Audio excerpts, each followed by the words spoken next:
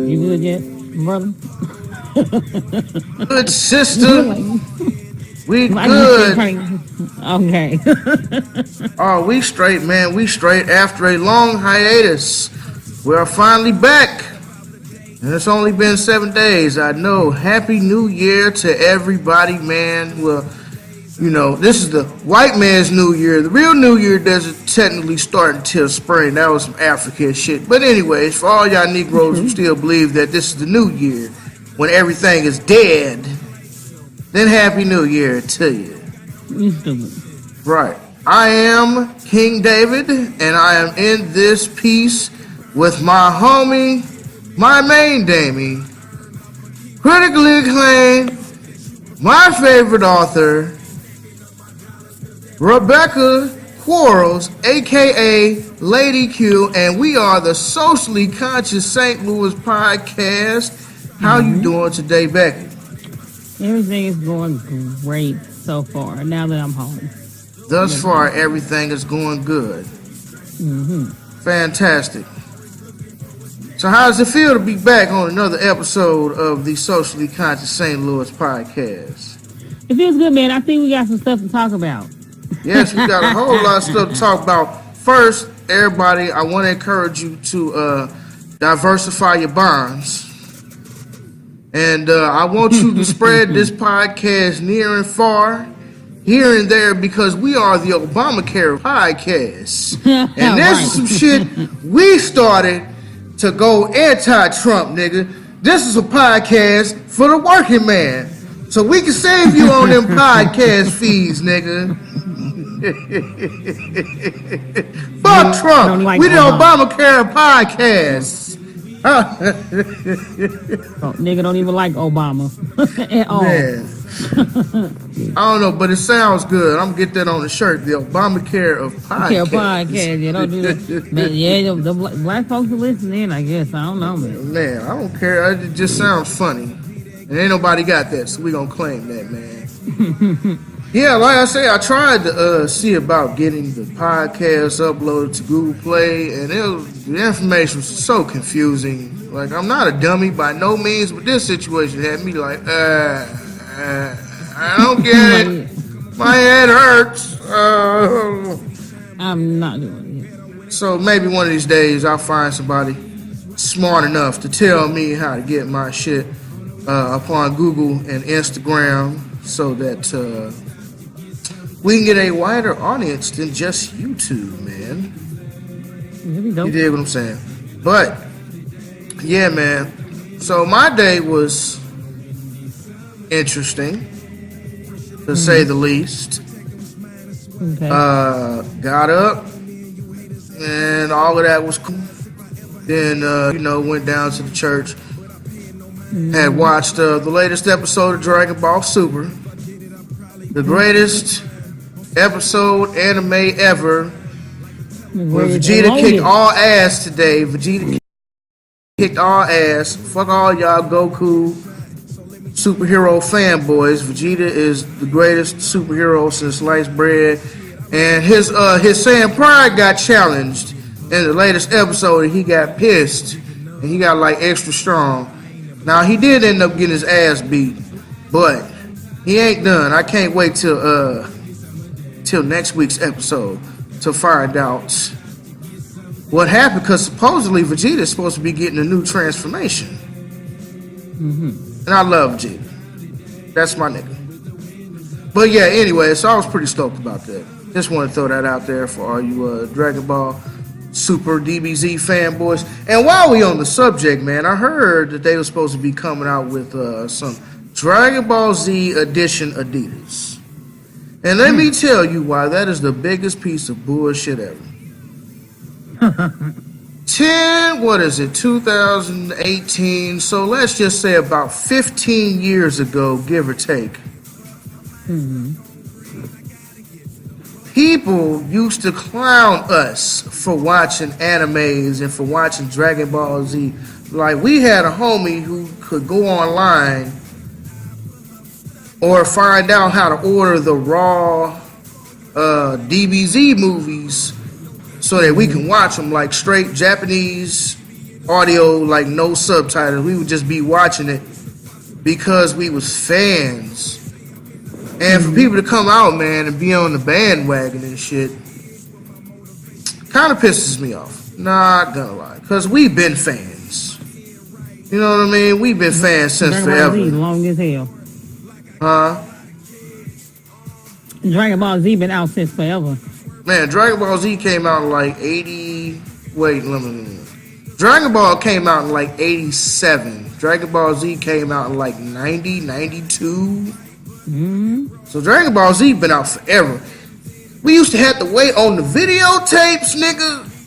Not the DVDs. We used to have to wait on the videotapes to try to watch Dragon Ball Z, and that was that punk ass English audio. That was before we even knew about how poor the English translation was versus the direct Japanese subtitle translations. And I am a super fan of all animes, and I think it's bullshit, man. How people want to jump on the bandwagon and shit after all these years. I just want to put that out there. But anyways, man, I spoke this morning. Went very good. Spoke about purpose, using the story of Jonah and all of the crap that he did. You know, when God gave him a purpose, he went the opposite direction, and you know, he got swallowed up by the sea, and he almost died, and then he prayed out to God like we always do. And that reminds me of Laugh Love at the comedy show when dude was like, you know how we always get into trouble? He was like, man, that cop almost found them bricks in the trunk, didn't he? God is good. Won't he do it? Won't he do it? It was one of them type of situations. And then, you know, so... And all of that. So it's just basically, long story short, I spoke on purpose this morning. What is our purpose? You know, how does it define you? You know, your purpose is something that drives you. It gives you a sense of where you're going. You know, like you got the GPS. The GPS sole purpose is to get you to your destination. So it's like that. So that went good. Then one of the young homies asked me if I had a Rello. He wanted to burn one. I was like, all right, cool. We can slide over to the crib. We can smoke. Now, mind you, dude, like 17, 18. He got a good heart, but he goofy as hell. Straight goof troop, nigga. Like, I'll be like, bro, chill the fuck out, man. So we matched, you know, so we smoked 2 L's and shit. He like, man, this is some gas, man. This is some gas. Nigga, I know that. You know I stay smoking that fire. Like, this is nothing new. Then I sent the little nigga to the store. He was like, hey, bro, can I, because I was finna send him to the store anyway to go get me some charcoal. Because I was, you know, in the kitchen putting the charcoal in my chimney. And so I put my little paper in there, you know what I mean? So I can get my charcoal going, so I can throw that in the grill, so I can cook up these hamburgers, right? I send dude to the store. He like, hey man, can I have $1 to get some Rellos? I'm like, yeah. Go to the store and get some charcoal. Mind you, the store right on the corner. It's literally like a minute walk from my house to Suge's on the corner. Swear to God, this nigga was gone for like 15 minutes.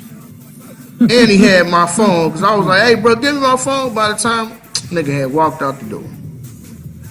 Okay, nigga. So 15 minutes passed by. My charcoals is white, and they ready to go on the grill. So I throw them on the grill, throw a couple pieces of wood on there.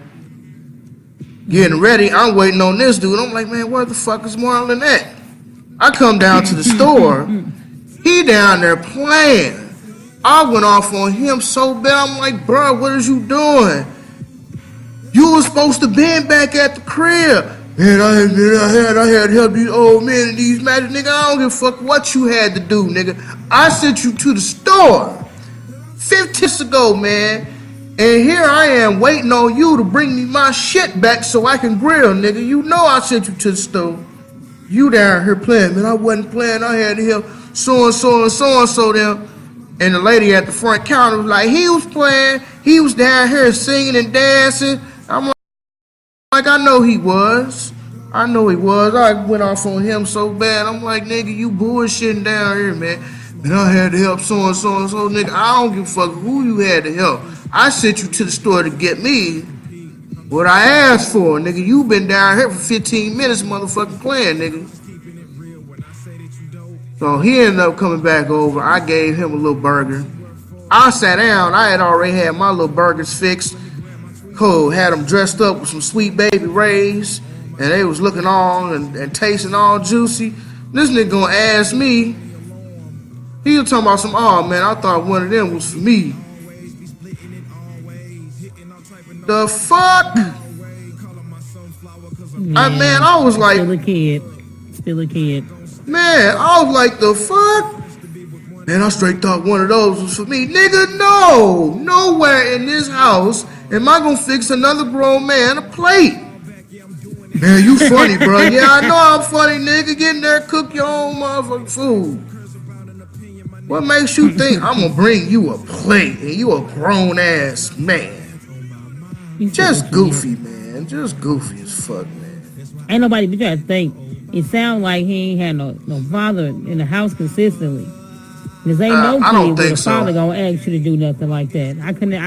I ain't never seen it. Hell, I mean, I got a little cousin that's 12 years old, and his mama don't even fix him no food because his daddy taught him how to get up and go handle your business. And he's 12.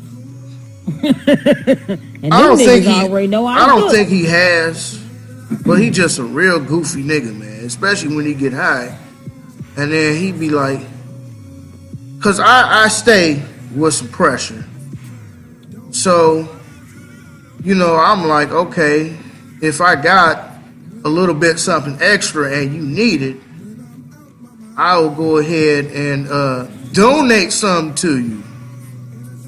And the thing about it is, he like, man, how much you gonna give it to me for? You gonna get it for the same price that anybody else gonna get it. I ain't out here giving no freebies. The fuck, if I'm gonna sell you some of my own personal weed, if you know what I mean, you gonna pay the same price that everybody else would have to pay. I ain't out here giving my own good of weed away for free. Nigga, if that's the case, I might as well smoke it. Speaking of smoking, we going to Colorado this June. We're going to Colorado Springs, Colorado. Reed just said, I hope we don't go to no places where they got all those smokers places. We going to Colorado. You can't avoid it. Bye, Regis. I was like, we going to Colorado. What do you say? He's like, man, I don't want to go to no place where I'll be around a whole bunch of pieheads. I would, because I'm going to sit back and laugh. Just like I laugh with the rest of everybody who smoke weed and think that they intelligent. Some people do get their intelligence from smoking weed because it helps them to think higher. And this is certain strands of weed. As the show we was watching yesterday, it's some strands of weed that help you remain calm. It's some strands of weed that help you with energy. They kind of help you with energy to get up and go. It's some kind of strains of weed that relax you to a point to where you can think higher. Yes, it's some place coming for you. I have to send you the information later. Right. It just kind of remind me that we were talking about old boys. Right. Well, he just goofy in general. So when he get high, he like extra goofy. And I be like, that's the young homie, man. Hey, man, I fuck with you, man. I fuck with you. Like, okay. And maybe it's just a me thing, because it's like my homeboy Ronnie, the dude who we got the shirts from. You know, the shirts had a slight lint issue in the graphics. I didn't notice it. Right. You really don't notice it. I mean, especially in like low light situations now. If I get any product from anybody, I'm going to naturally check it over and look at it. And I noticed that all the shirts had some lint inside of the graphics. And I was like, okay, these is cool. This is what I want. I said, but these graphics got the lint in it, man. He apologizing, man. Hey, man, I'm sorry, man. If you need anything else, man, I'll give it to you for free. Blah, blah, blah, blah. Man, I'm telling you, bro, this is my zone right here, man. Hey, I'm trying to do this. I'm like, man, it's cool, bro. I fuck with you. Like, you ain't got the campaign to me. Like, okay, there was some lint in the graphics. I'm not gonna necessarily trip off of it because I know y'all just getting started. You know what I mean? I know you and your boy just now, y'all getting started, y'all trying to get your business together, and your homeboy's a co-artist and he the one that pressed up the shirts. And I know y'all working at it, man. I'm not finna be tripping about, some lint in the graphics. You know what I mean? Now, if that continues to be a problem, which it shouldn't be, but if that continues to be a problem, then I'm like, hey, man, your product is consistently coming up like this. You know what I mean? It's no different than the weed that I buy. If I buy some weed, I'm going to try it out. And if it's not what you say it is, then I'm not going to buy it because I want to invest in my product. Or if I done had dudes who had some good weed in the past and now they ain't got no good weed and I really kind of stopped slowing down and fucking with somebody else until they get that good on it. Because that's just who I am. That's just what I do, man. You gonna test drive a car before you buy it? You gonna test drive some weed? You gonna smoke it? I would. That's what I do. But anyways, yeah, so then he ate like a burger. I was like, yeah, so what you gonna do with the rest of that burger? Because there was one more. One fell off the porch as I was picking it up. One fell off the porch on to the ground. And I was like, no. Yeah. And I was looking at it, that mug sitting right down there. Like, it fell perfectly right in the hole of a cinder block. And I was looking at it from the second floor. I'm like, damn, man, that motherfucker sure is steaming.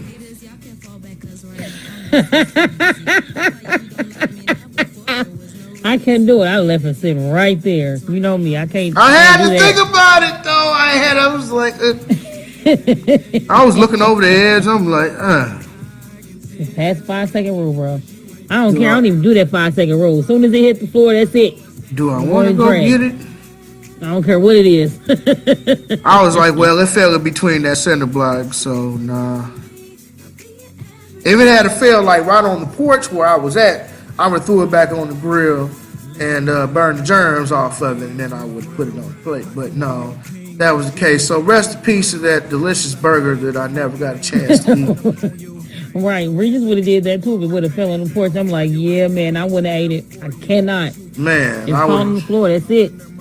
I would have did that little. I would have did that little Catholic cross over my body, but like, God made dirt don't hurt. Lift it up to the heavens, slide it between my lips. Hey. Yeah, but anyways, man, I had to end up kicking your boy out. I'm like, hey, man, it's time for you to go. Because he had already been over here for a few hours. Because at first I was like, well, if you're going to be here, I would have gave you some burgers. And then he ended up calling his ride. Like, hey, man, I'm finna wait on these burgers to get done. I'm at David's house. I was like, all right, I ain't got no problem giving him. Because I didn't actually plan on giving the nigga no burgers. But that's cool. I ain't tripping off of it.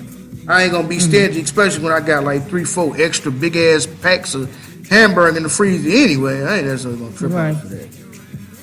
But then this nigga ate, and he sat back down like he was finna get comfortable. Like, hey man, you need to raise up out of my spot. It's time for you to go. For real, yeah, for real. It's time for you to go. And I know he young, so he don't understand the etiquette of being over nigga house. Rule number 1 in somebody else's shit etiquette 101. Rule number 1 is you respect the laws of the land. That's rule number 1. Rule number 2, you don't get caught looking at my girl in a sexual manner. That's rule number 2. If you steadily doing that, don't get me wrong, if she bad and you kind of get like a little side eye here and there, I understand. But nigga, if you constantly staring at my girl instead of looking at the game, nigga, we got a problem. But I don't rock with them type of dudes anyway. But that's rule number 2. Rule number 3 is never wear out your welcome.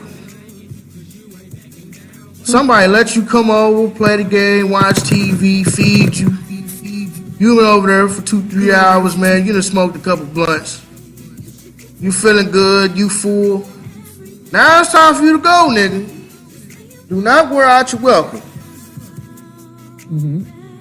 It'd be different if everybody was like outside or it was like a party and everybody was chilling. But even then, it gets to a certain point where the grill start dying down, and you know you done thrown as much meat on that grill as possible, and you done ate, and you done smoked, and you done drank yourself and damn near to a coma, and you start getting the itis from all the greasy food, beer, and weed you done drunk and smoked. Now it's time to lay down and go in the house. So when that grill start dying down, nigga, you know niggas about to start filing out. Well, it's been real, y'all. About to get ready for this next day. But I understand he young. He don't know no better. Yeah. But I'ma learn him though, goddammit. Get the fuck out of my shit, bro. It's been real. You gonna learn them. I'ma learn him. It's been real, Marlon, but you gotta go.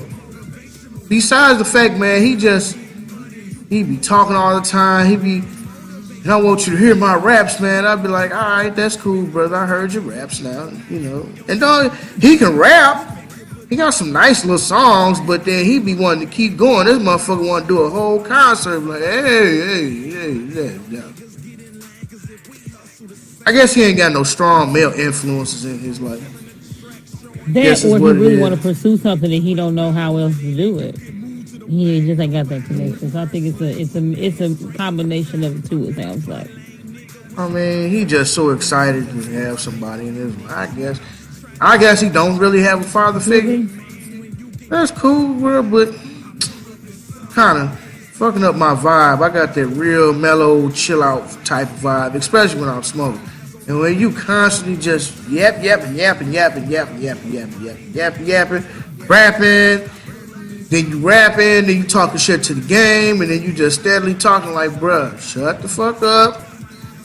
Enjoy the movie. Sit down. It's okay, man. Take you a chill pill. He don't understand it yet. He'll get there. He'll get there. I'm learning though, cause hey.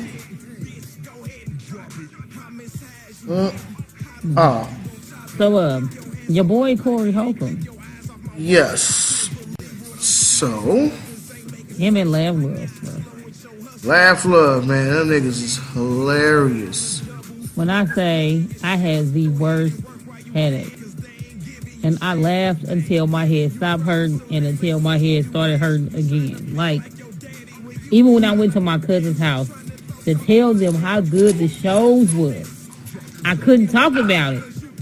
You petty. Not really. You can't see. Look, pull up top. Pull it down at the bottom.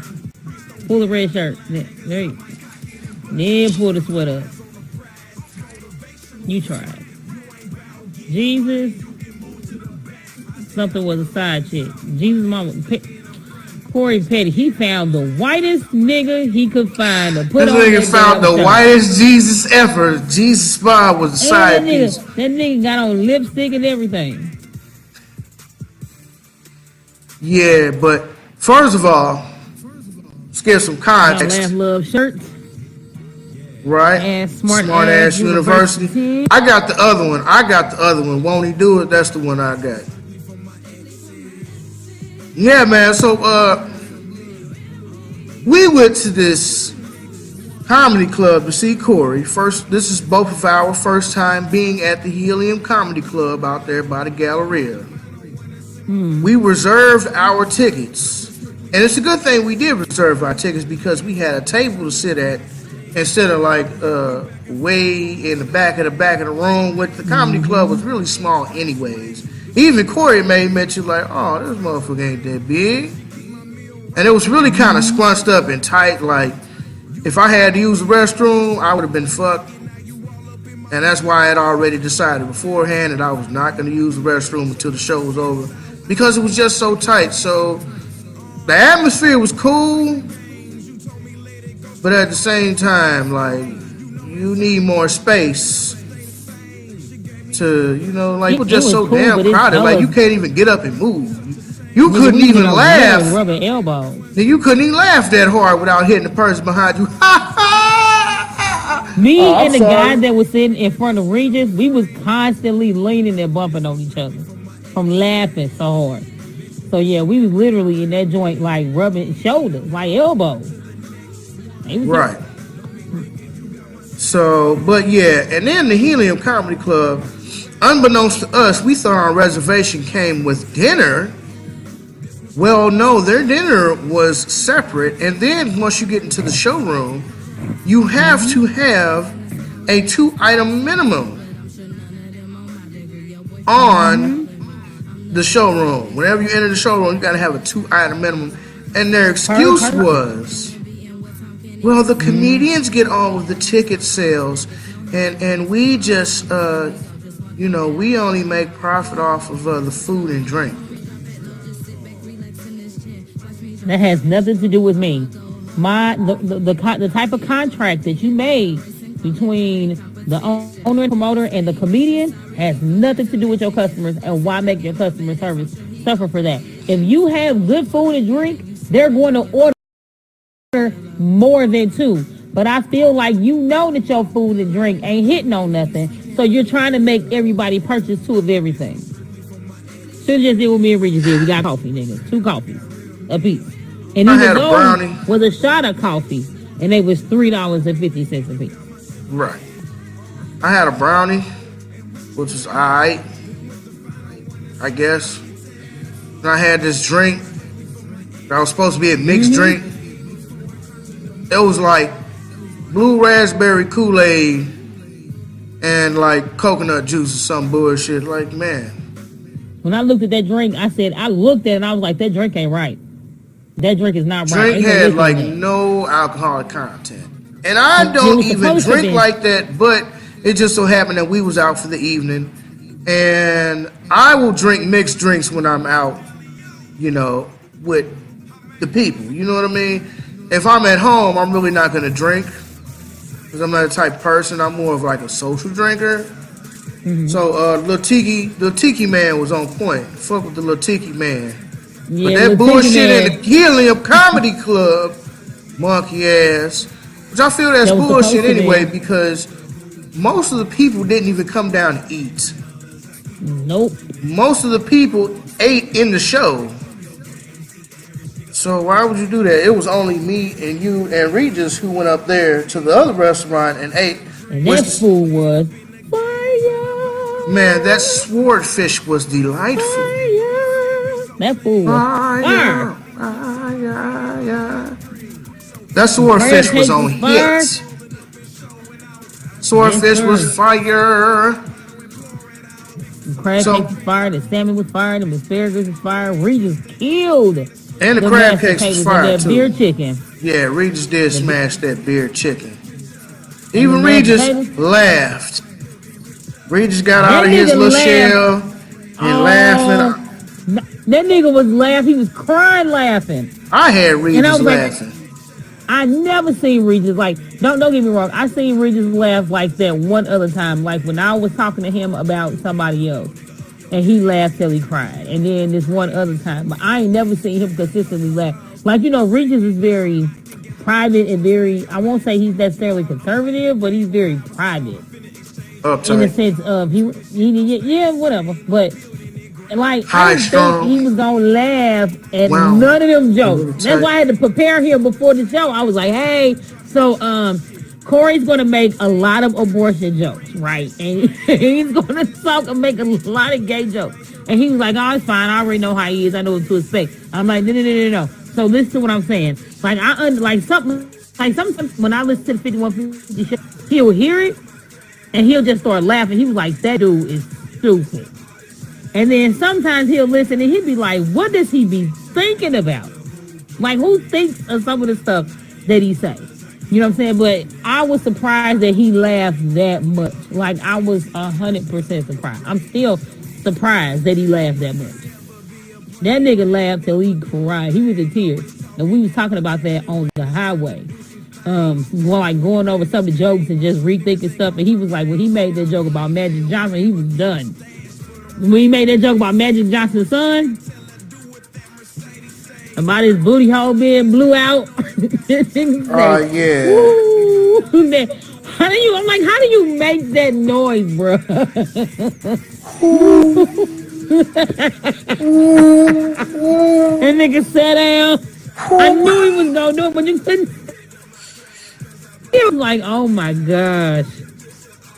He's a damn fool, man. He's a fool. I don't even, that nigga, all I could say the whole night was, that nigga's stupid and he ain't shit. Yeah. So we had our shirts on, the Socially Conscious St. Louis podcast shirts. Mm-hmm. I was hoping to do some more networking, and I was trying to talk to people and see what. But it was basically like, hey, rush you in there 30 minutes before the show, and then rush you out of there. Like niggas ain't got a chance to talk shit, nothing. Couldn't really do much because everybody was rushing in and out. Basically. So, but overall, it was a fantastic experience. I must say, I had a fantastic time, and it was good seeing you, Becky, because I technically haven't seen you in person for like 2-3 years. Yeah, it kind of sucks that you had to see me in the condition I was in, but it's I mean, it's cool. It ain't like I ain't never seen you down bad before, so it is what it is, nigga. But you couldn't help but laugh for Corey. Laughing so hard. Corey's stupid. Yeah. Corey's stupid. That nigga Laugh Love, he's stupid too. Oh yeah, Laugh Love is funny as that deal. Laugh Love dumb. He just as dumb. Man. And about that chick with the about the talk box with the smoking, yeah. With the talk box. That nigga Laugh Love dumb as hell. Yeah, but yeah, all in all, man, it was a good show. We had some 5150 in the house. Had a few sprinkles of 5150 up in there. Few. They was way in the back. But they was there. Yeah, that's the only ones in the front, like, yeah, 5150. Yeah, it was another nigga went too, but he said he was going to the 9:30 show. Yeah, I'm pretty sure that a lot of the people went to the later show. Hopefully, if he comes, I'm hoping he comes to Kansas City, Missouri to come, because if he does, I'm definitely. Yeah, man. So let me tell you about what happened yesterday. Okay. So I got an inbox from a female who I have been knowing for a while now, and she texted me like on Facebook, like, "Hey, you know that status was about you. What status are you talking about? That status Bryant made." I was like, I don't know what status you're talking about. Hear or see you. You can't hear me? I can hear and see. I can hear and see you now. For whatever reason, your Google Hangouts, like, it goes in and out. Yeah, I noticed that. It's been doing that. I don't know why. Like, I don't know, man. We've been having all problems today. But yeah, it keeps going in and out. I don't know why. That's weird. But what was you saying? You said status that Bryant made? Yeah, and she was like, "Oh, that status Bryant made was about you." I was like, "I don't know what status you talking about, and I don't really give a fuck. Like, I'm in my lane doing me. I don't give a fuck about what that nigga talking about." Mm-hmm. First of all, I don't care, but feel like I want to address this just once and one time only. I don't know if the nigga ever gonna hear this. Probably not, because this is above his mental process. Mm-hmm. You one of them dumbass niggas, literally. Okay. But let's put it to you like this: Bryant Taylor, fuck you. Nigga, if you feel like I'm trying to fuck your wife, nigga, come see me. What? Oh. Come see me, nigga, because ain't nobody trying to fuck your wife, nigga. Hold on, what happened? Like, what does the status say?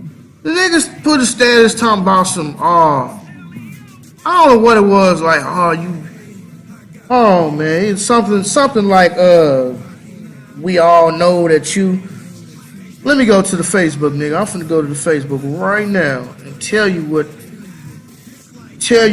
this motherfucker said. Yeah. Dude say niggas hella thirsty, man, and have been for hellas. If you like her, just say something. Laughing hella hard. Everybody already know, and Ben knows, so just let me know so I can stop wasting my time and money, point blank, period. What? Right. Now, who is Brian? Bryant is Nene's husband. Is this somebody y'all go to church with, or just... Used to go to church with. They don't want to put in no type of work in the black community. They just want to go to church and run behind the white folk. That's what they want to do. But again, Brian Taylor, and if anybody knows Brian Taylor and sees him, you could tell this man he could pull up. You can hit me on the inbox, motherfucker, if you feel like I'm trying to fuck your broad. Nigga, you know where to find me. I'm not hard to find. Ain't nobody trying to fuck your wife, nigga. What made him come to the conclusion that you, out of all people, trying to sleep with his wife? Probably because I'll be fucking with her on Facebook. But I'll be fucking with everybody on Facebook, nigga. If I see you make a status, I'm gonna fuck with you.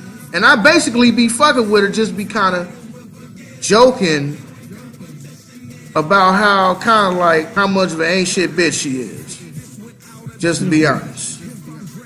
And like that means that you basically talking about her, and he equated that to whereas you wanted to sleep with? I guess. Now this is what she said. You know that status was about you.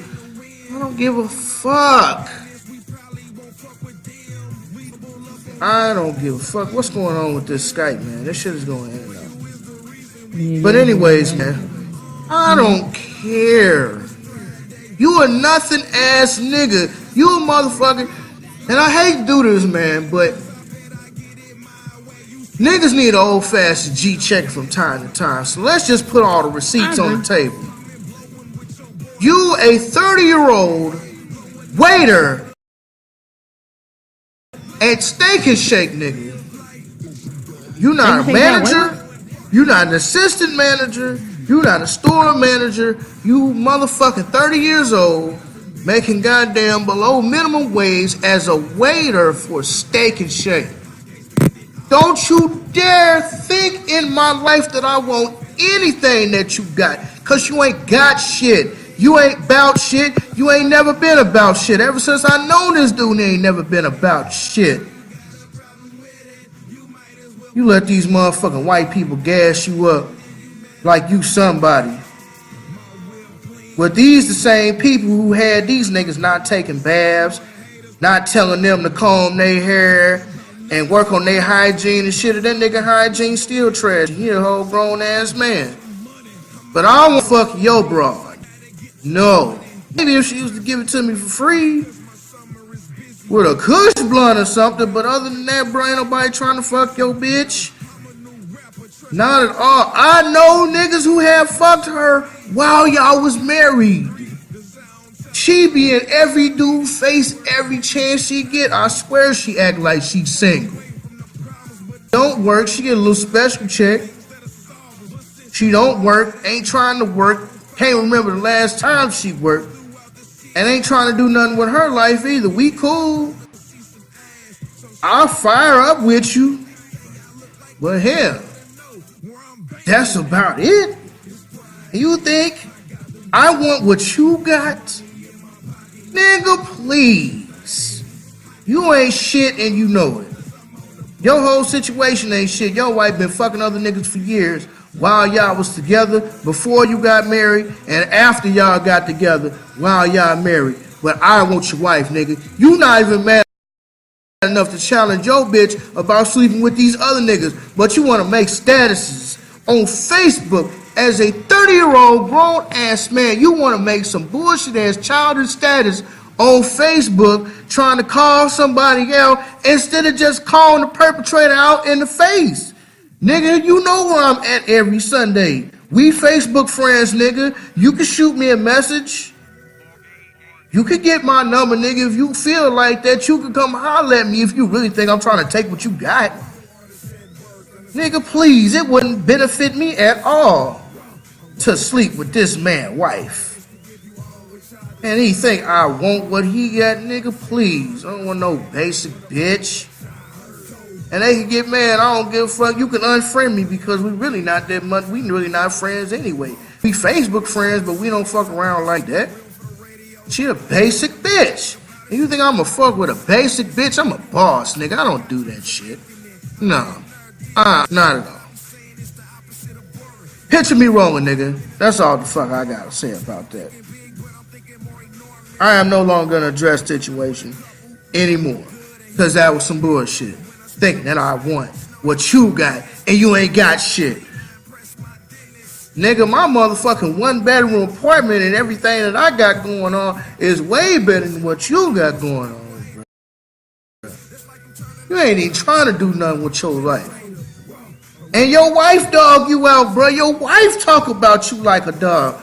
You think Brian paying any bills in here?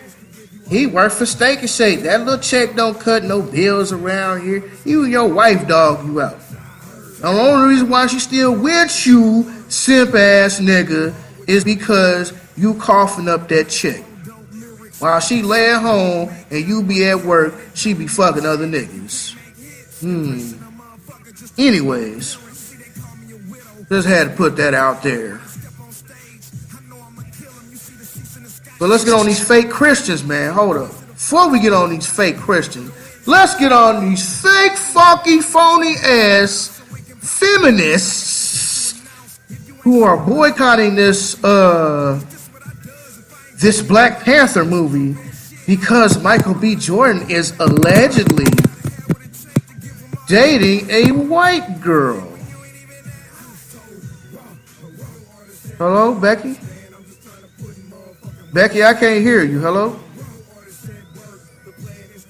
Hello? I can't hear you, man. I can hear the microphone moving, but I can't hear you. Hello? Can you hear me? Yeah, I can hear you now.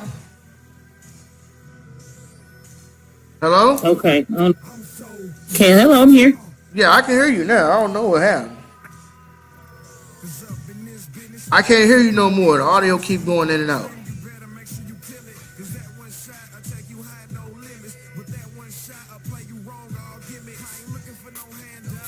Hello? I think your headphones might be going bad or something. I don't know what the hell going on. It's pissing me off, man. See, I can hear you perfect now. Let me see something. It could be. These Samsung headphones too.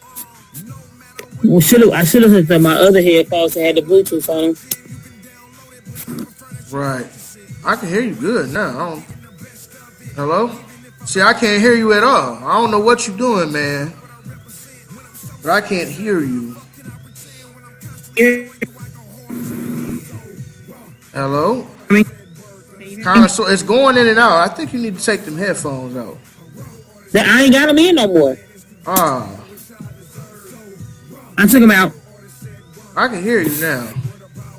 Alright, so what was you saying about them fake Christians? Not fake Christians, the feminists. Yeah, I don't want to go in on the fake Christians just yet. I want to talk about these feminists. Mm-hmm. So there are a small group of feminists who are trying to or calling for a boycott of the Black Panther movie because Michael B. Jordan is allegedly dating a white girl. What the hell? What? That's stupid. Right. Well, according to News One, that is Roland Martin's ex employee. Mm-hmm. It says that February 16, 2018, the highly anticipated movie stars Chadwick Boseman, Lupita Nyong'o, and Michael B. Jordan. I will be seeing that for my birthday.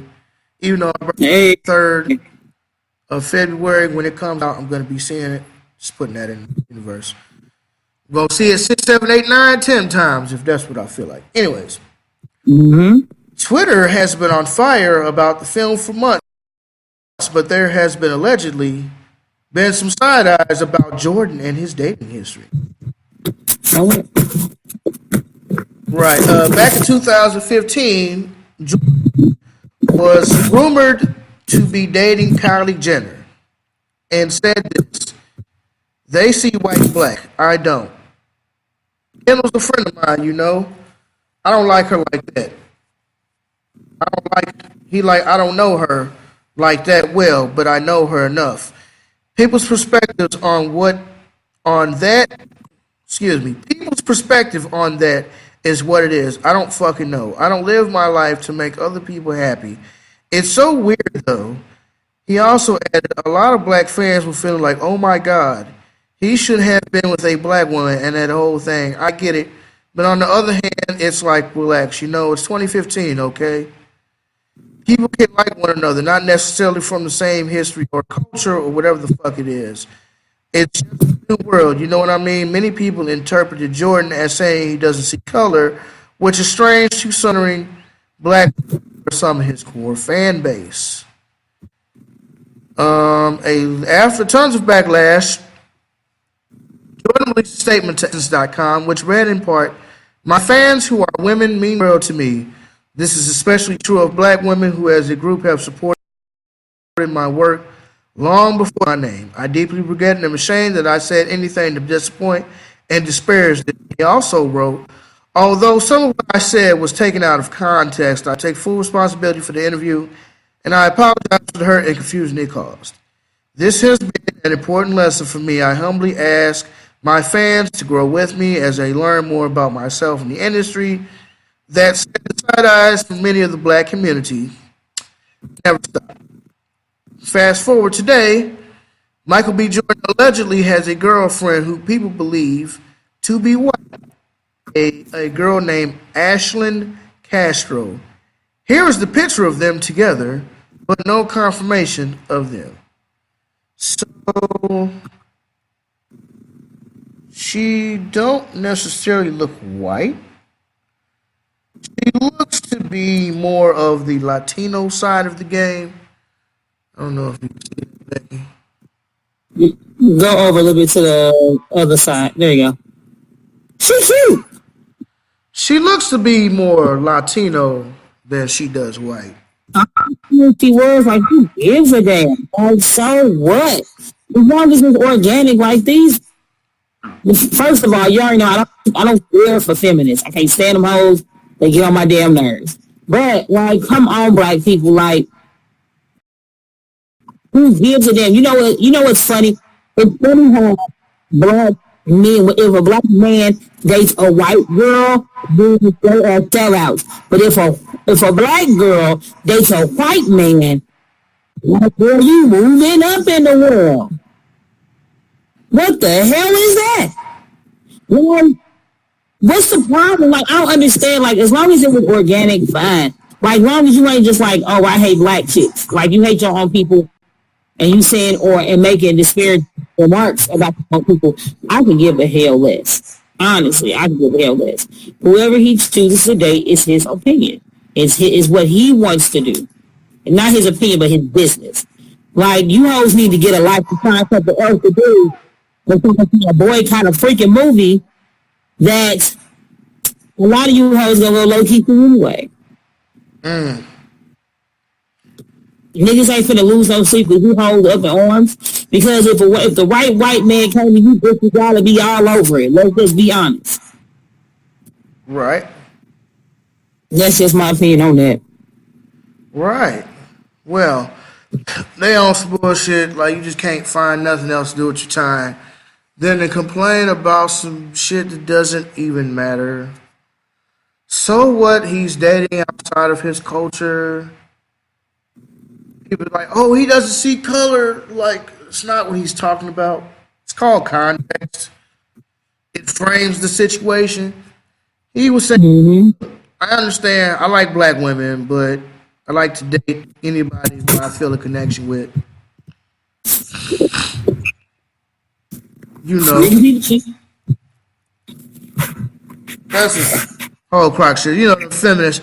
Why does Princess Peach have to be saved by Mario? Because that's the way it was done, bitch. If you don't like the way the Princess Peach gets saved, how about you come out with a game where the man gets saved instead of the woman? How about that? These hoes, I never understand it. Man. So, let me see. These fake Christians. Mm-hmm. And I had to find this post because find out Gail, whose post it was, I guess deleted me from her friends list. I guess the 2017-18 binge. I don't know. Maybe my views didn't necessarily align with hers, which I don't really care. It makes me no difference. But the other day I got into this discussion with a man who is a Christian, or claims to be a Christian anyways. He made this comment on this post like, hey, Harriet Tubman is going to be on the $50 bill, and it's going to be Andrew Jackson. First of all, Andrew Jackson is on the $20 bill, and Harriet Tubman is going to be on the front, and the slave master is still going to be on the back. So I comment like that's not going to do the black community any good. It's just another symbolic victory. And he says, and that's what it is, a symbol. If you know Bible, by the first time he's mentioned the Bible, if you know Bible, black people won't truly succeed in this country. There's no amount of politics and fighting that will help. So if you're looking for change here, don't hold your breath.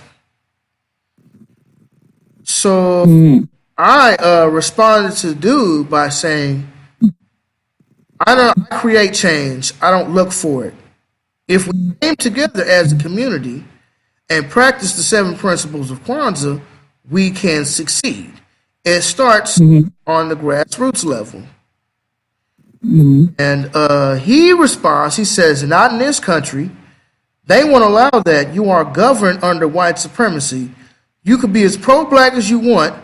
The only way to build real wealth is to leave this place. I said, that's a false narrative, my friend. Nowhere you go can you escape white supremacy. We can do it here. We all should be leaders. Once we do that, we can succeed. He says, no false narrative here. When you know why things are the way they are and why it's been set up that way from its inception, you will also know that nothing you will do can cause true change. It is beyond your control whether we work individually or collectively. There's a reason why most black leaders who come close to some type of real change are assassinated. I say that's why I said we should all be leaders. You've given up thinking there's no way out or up. It's that mentality that keeps us down. White supremacy isn't held up by a few. It's held by all racist whites. We work together. It's the only way. He says, that's what I'm saying. You can't win in their backyard. You're not getting it. Fighting the powers that be will only turn you into what they have been towards us. If you know Bible or even believe in it, you will realize that this fight isn't ours, but I will digress. So here you go, mentioning the Bible again. The Christians' #1 go-to book. Like it ain't thousands of other books out here that you can read that you base your facts or what you're speaking on. You can base that on a book with some credibility. But the first book you want to go to is the Bible. Okay, but I'm continuing. So here's where it gets interesting. Say, so we're just going to wait on God to do something we should do? Put the little thinking nigga emoji, nigga. I mean, they say the Bible does say faith without works is dead. Bible says a lot of things that you can use call to action to raise up a community. I agree. Really read it, and you got to read it objectively, not subjectively. And it helps reading other books that like African studies books. Studying the ancient history and how they lived and their whole process of life. And you will greatly, far drastically understand more of what's in the Bible because you understand it's our book. There's a great book by Furpo Carr. That's Zoe's homeboy. He's got a book called Black Bible Manuscripts. And he was one of the very few men who's ever been able to translate the Dead Sea Scrolls. Translated them and wrote about it. I haven't read it, but it's in my wish list. I heard Zoe mention that years ago, and it's been in my Amazon wish list. It's called Black Bible. Again? Huh? What is it called again? It's called Black Bible Manuscripts by Furpo Carr. Okay. Also got Wicked Words, Poison Minds, and he also has Germany's Black Holocaust. Look at Becky. Go to school. Huh? Look at Becky. Finna go to school. Let me write this shit down. Ooh, got to so you remember it. Got to so you remember it. Yeah, so you got Black Bible Manuscripts. You had Wicked Words, Poison Minds, Racism in the Dictionary. And then you have Germany's Black Holocaust. And in that, he details how the Germans practiced on the Africans in order to get ready for the Jews. So everything that happened in Auschwitz, all the gas chambers and all that shit, that happened to Africans first. So that was like 5-6 years before the actual Jewish Holocaust. Haven't read that one either. I do own Wicked Words, Poison Minds. That was a very good book. He goes in on several different dictionaries, and all of them are the white man's dictionary. What you call that, Becky? The Webster's White Man's Dictionary. Yeah, that's what I told him. It was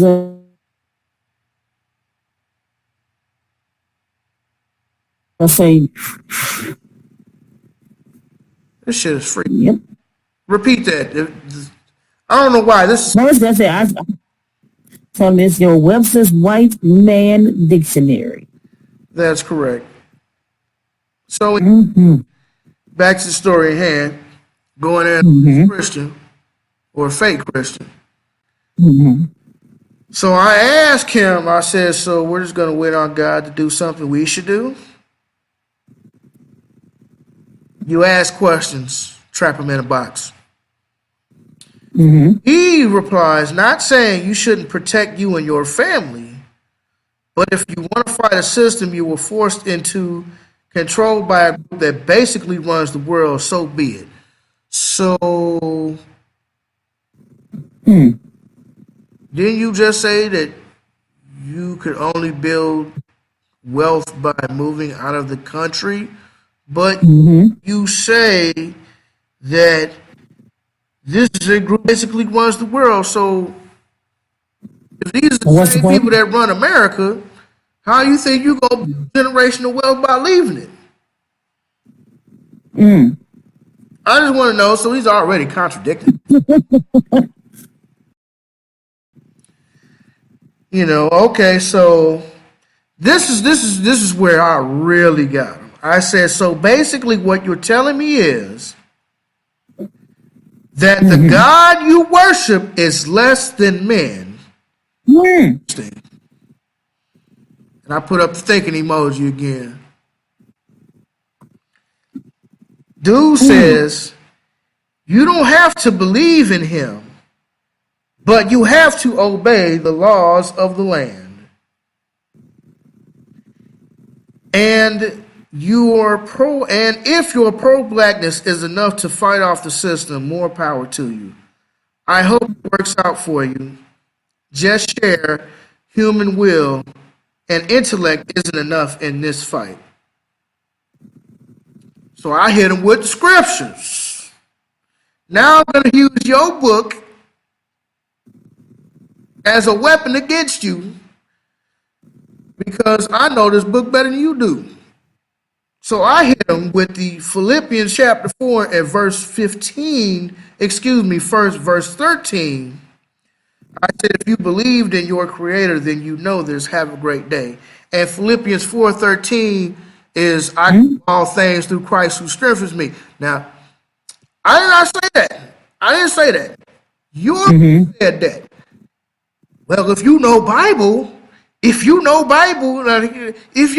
Bible, then you know, brother, that this is not our fight and ain't nothing we can do, brother. Oh, okay. Well, in your Bible, let's have church here for a second. Your books to Philippians chapter 4 and verse 13, where it says, I can do all things through Christ who strengthens me. That's in your book, nigga. That's your book that you brought up twice. But when I hit you with the old shit that's in your book, watch what this nigga does. He said that verse is the reason why you want to fight off a system and set in place. So you do believe in the Bible or you don't, since you want to quote scripture from the book you are foreign to. How can you quote something if you're foreign to it, you dumb nigga? Because I did not proclaim Christianity. The Bible was not my first book that I went to. So I asked him another question. I said, who said I was foreign to the book? You assumed that I was. I just decided to share that with you since you proclaim Christ as your Lord and Savior. You don't seem to understand the scriptures because that is cut and dry. And then old Gail chimes in. She says, I'm barely following, because she one of them Christians too. That's cool. She says, but I don't believe one cancels out the other. There are some things I truly believe y'all will do, and I do believe he expects us to wake up and do what we can ourselves. In the meantime, it's not either or to me. I believe that more of us who are aware of both the systematic and spiritual influence of our current state should intentionally work towards building our own communities and supporting one economically. It is a principle we knew and practiced once. I also believe that we have brought into the idea that we should be like everybody else and not necessarily unique as we are, and some desire to take shortcuts in believing, including spiritual ones, where we put our responsibility on the Creator. Both of those ideologies are false narratives to live by. I've been guilty of the same. Perhaps those ideologies are the result of our emotional exhaustion. Spirituality is co-partner to individual accountability. Now, I agree with most of that until you said, I also believe, you say we have been bought into the idea that we should be like everybody else. Yeah, I guess we should be like everybody else. We had bought into the idea. So here come your boy. He said, I definitely understand scripture, but you are foolish to think that it means that. But I understand your mindset living in this country, so it makes sense to use the scripture like that to excuse the way you think. So now you trying to put back on me. What part of I can do all things through Christ who strengthens me? Let me give you a little bit of history here. If you read down the word Christ, and I believe the Greek format, Christ breaks down to chares. Chares was stolen from the ancient Kemetic word ka, which means spirit. Again, understanding what else is out there so you can understand in the Bible, Christ is not a figure. Christ is not a man. Christ is the Spirit of God. Chares, the Greek word, which was stolen from Africa. It was ka, then it became chares, and then I believe in the Greco-Roman, it became Christ. but it's still the spirit. But you don't believe that Jesus can save you, brother? And so she comes back. She says, you don't know Dave Landrum. That's an unfair assumption. Look in the mirror and both of you will realize you're on the same team. That's false. We're not on the same team. No. You don't think that we can beat the system because you're too scared. And you use your God and your Bible to hide behind your lack of doing what you know that you need to do. But I ain't done. I got more scriptures now, though. Let's go to the good book, family. Turn, please. Turn your books to Psalms 110 and 1. And Psalms 110 and 1 basically says, as long as you stand by the Lord in righteousness, he will make your enemies your footstools. So I said it's all throughout the book. If you stand in righteousness with the Creator, he will help you in all endeavors. What's so hard to understand? I don't believe anything can stop me until the Creator takes me to meet my ancestors. And he says, don't mean it as an insult. So I shouldn't take this insult. Okay, cool. But the question is, when wanting to cohesively create among your own, what is the motive? Is it out of hatred for the white man or out of necessity? Because believe it or not, there are people besides black people on your side fighting for you. Once you can create within your own without hatred for other groups, that's when you will truly succeed. Other than that, it's just pure noise one is making. I've come across many with that mindset. It's not their fault. It's the environment and influence. Nigga, you taking shots after I G-checked your ass about your book. He's waiting, but what about black on black crime? You a fake ass Christian, nigga. You a fake ass motherfucking Christian. Is she a fake Christian? If you don't ride with that type of foolishness. And I see she had deleted me from her shit. That's cool. I ain't really worried about it. I guess that conversation got her riled up too. Guess her spirit started bubbling up inside of her. But don't get mad when I use your book against you. Then you want to, well, I've encountered people with your mindset. What, the mindset to fight?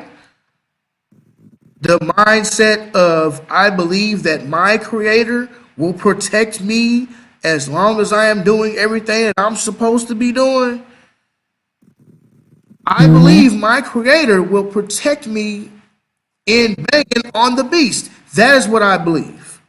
I believe that nothing could stop me until the Creator decides that it's my time to go. Again, we're talking about purpose. We spoke about purpose this morning. My purpose is helping my fellow man, helping our community. We are communal people for a reason. We come in groups, we come in pods, we come in families. Our purpose is to help each other. I can take you all throughout the Bible where the Bible says that you should come together and overthrow an oppressive system. It's all throughout the Bible. Even Jesus tell niggas to grab your swords. Jesus wasn't playing with these niggas out here. Jesus said, grab your motherfucking sword. Y'all thought that Jesus was just a passive nigga who just walked around in the desert with some dirty ass sandals. No, Jesus was a writer. The actual story of Jesus was stolen from a man who we know as Yeshua, who was an African Hebrew revolutionary fighting against the Roman Empire during that time. That is where the story of Jesus fighting against the system was stolen from. Okay? So, but these be the same ones, and I've heard them before. My God. You know they got to testify, Becky. My God is the God who delivered the Israelites from out the jaws of the Pharaoh. And my God parted the Red Sea. And my God gave them the pillar of fire and the cloud. And my God sent them the manna in the desert. And my God made sure that I got to work on time. My God, okay, your God is all good as long as you take your God out of the you concept. Your God is calling you to do something greater, and you want to blame it on him. Well, brother, it's not our fight, and I don't think it's interpreted that way, brother. And you have a misunderstanding of what this Bible says. No, nigga, I got a way better understanding of what this Bible says than you do. Like I say, I use the Bible to teach black liberation theology. I teach the Bible, and I could take a story in the Bible and use that to teach black people this is what we should be doing. We should be protecting ourselves. We should be working together. We should be doing this. It's all the Bible if you really know how to read it. Now, don't get me wrong. It's a whole lot of bullshit in there, too. When it says, slaves supposed to obey your earthly masters, and you need to obey the laws of the land. That shit that he wrote in there, that's that slave shit they put in the book. You need to obey the laws of the land. Because in obeying the laws of the land, you are obeying the laws of God. I know you know that scripture.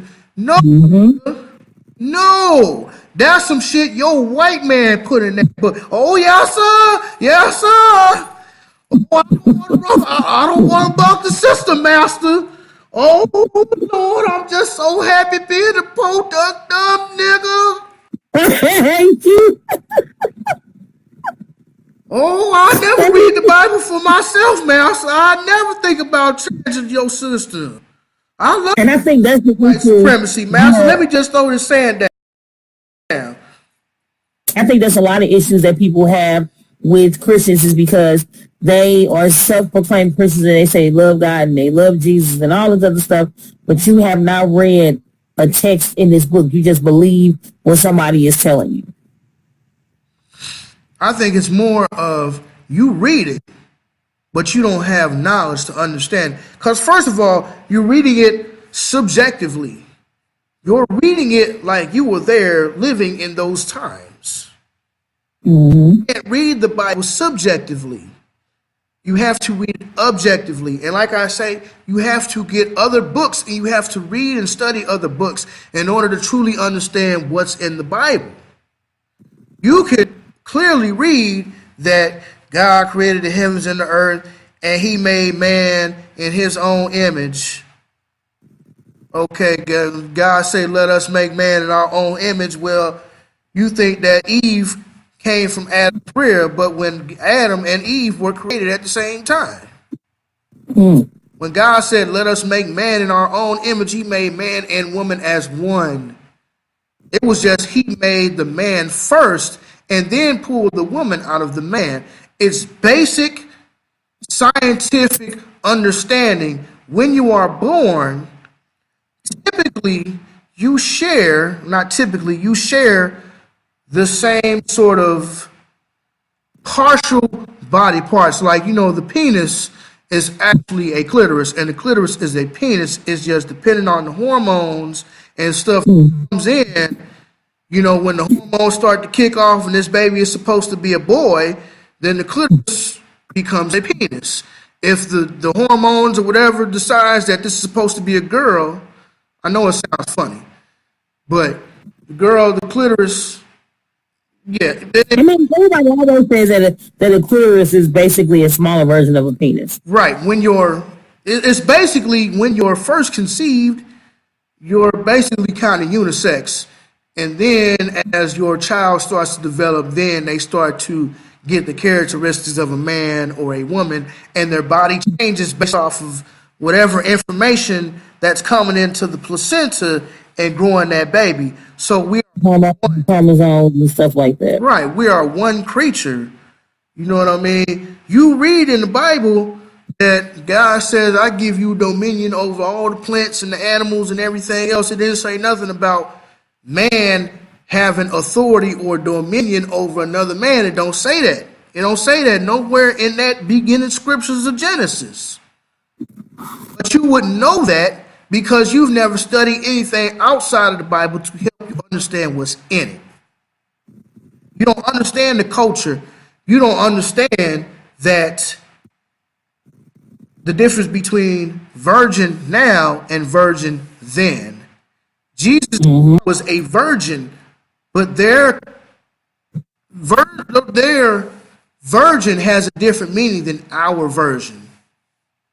Like virgins for them was a cultural thing of a woman being married like 5 or 6 years. She would be considered a virgin. Today in our society, a virgin means that you've never had sex. So it's different. The cultures are different. The time is different. You don't even understand. You can actually line the Bible up. And I am not good at this that far. But Brother Lawrence can take you because he's done far much more studying than I have. He can take you, he knows them dynastic periods in Africa, and he can break it down. This situation in the Bible was during this dynastic period in Africa, and this situation was during this dynastic period. So you have an understanding of where they got these stories from. Whole situation. But you're just a typical Christian where you don't want to study anything else except for this one book, and you think this one book is just going to get you. Nigga, you need to learn how to drive a car.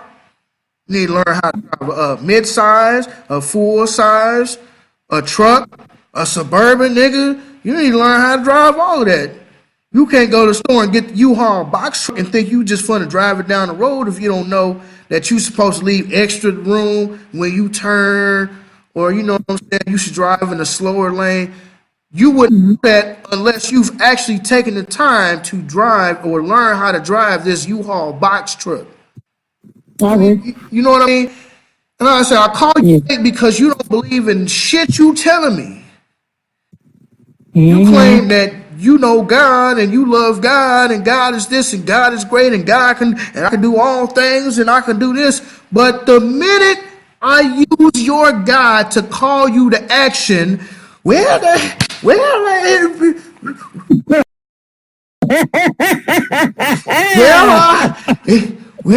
really ain't our fight now, brother. Right. Oh, well, brother. You know, brother, because you trying to make excuse. Well, you know, brother, we can't go nowhere in the United States and build generational wealth, brother. So we need to move outside of the system.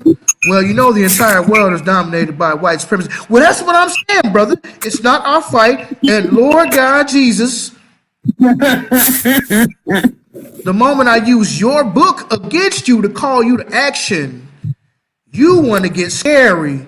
And all of a sudden, you don't know what that Bible's talking about. You know, even Jesus went in the temple and started kicking over tables and kicking niggas out the temple because they were selling merchandise inside the temple. And he thought that was disrespectful. So he came in flipping tables over and kicking niggas out the temple. Oh, but you want to roll right past that. You just want to go straight to Jesus died on the cross, and 3 days later, he was rose up. In the words of the immortal Dick Gregory, how can you die on Friday and be raised on Sunday, and that's 3 days? Nigga, that's 2 days. Well, they say that Sunday is considered the third day. Friday to Saturday. Saturday to Sunday. That's 1 day. That's 2 days. Sunday into Monday would be 3 days, but he was raised on the morning of the third day. You a fake ass Christian, bro. You don't even believe in what you so-called practice and go to church to do every Sunday morning. But the nigga like me says, well, I believe that my God will protect me. Because I've been in situations, man, where I could have been locked up for a long time. I know I've had a higher power protecting me.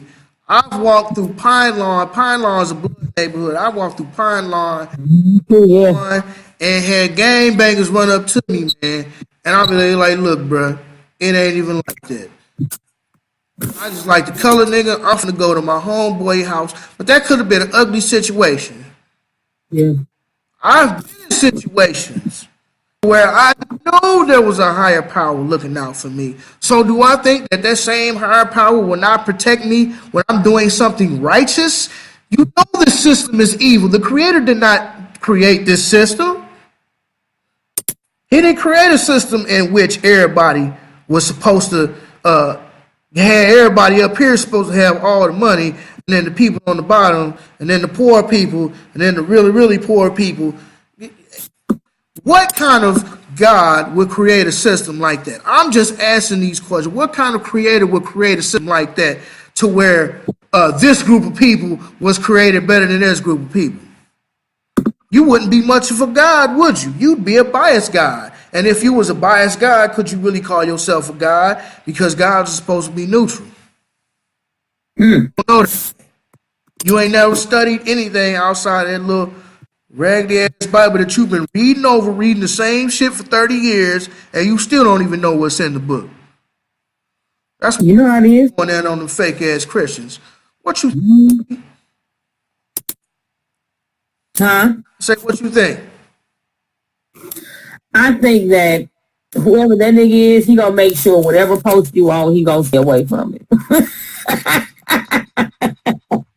Whatever post you on, he gonna be like, nope, I don't have time for that. But I do agree. I do agree that as far as like it is fake Christians out here, and I think that's a lot of the issues that folks have with Christians, because Christians tend to be very judgmental. They tend to be very judgmental, very condescending towards other people who don't necessarily believe what they say. And then when people who are non-believers come to them and say, hey, okay, well, this and this and that, that's about this book. You can't quote the book. You don't know nothing about the book. All you know is that you go to church every Sunday, and that's supposed to be enough.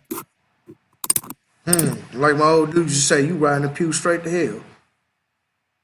hell. Some people tend to think that they better than everybody. They tend to believe that. It's unfortunate, but it's true. But I agree with you 100%. I am more I can say about that nigga. You can go fuck that nigga. I mean, like I say, that's probably why she unfriended me on Facebook, because I just noticed. I was like, oh, then I seen the post like, well, I was cleaning up my friends list and blah, blah, blah. I was like, oh, okay, that's nice. It's not like I really contacted her anyways. I met her years ago in this old gospel group that I was part of. But I just feel like you fake if you don't stand on what it is that you believe. You can't even stand on it when somebody challenges your beliefs.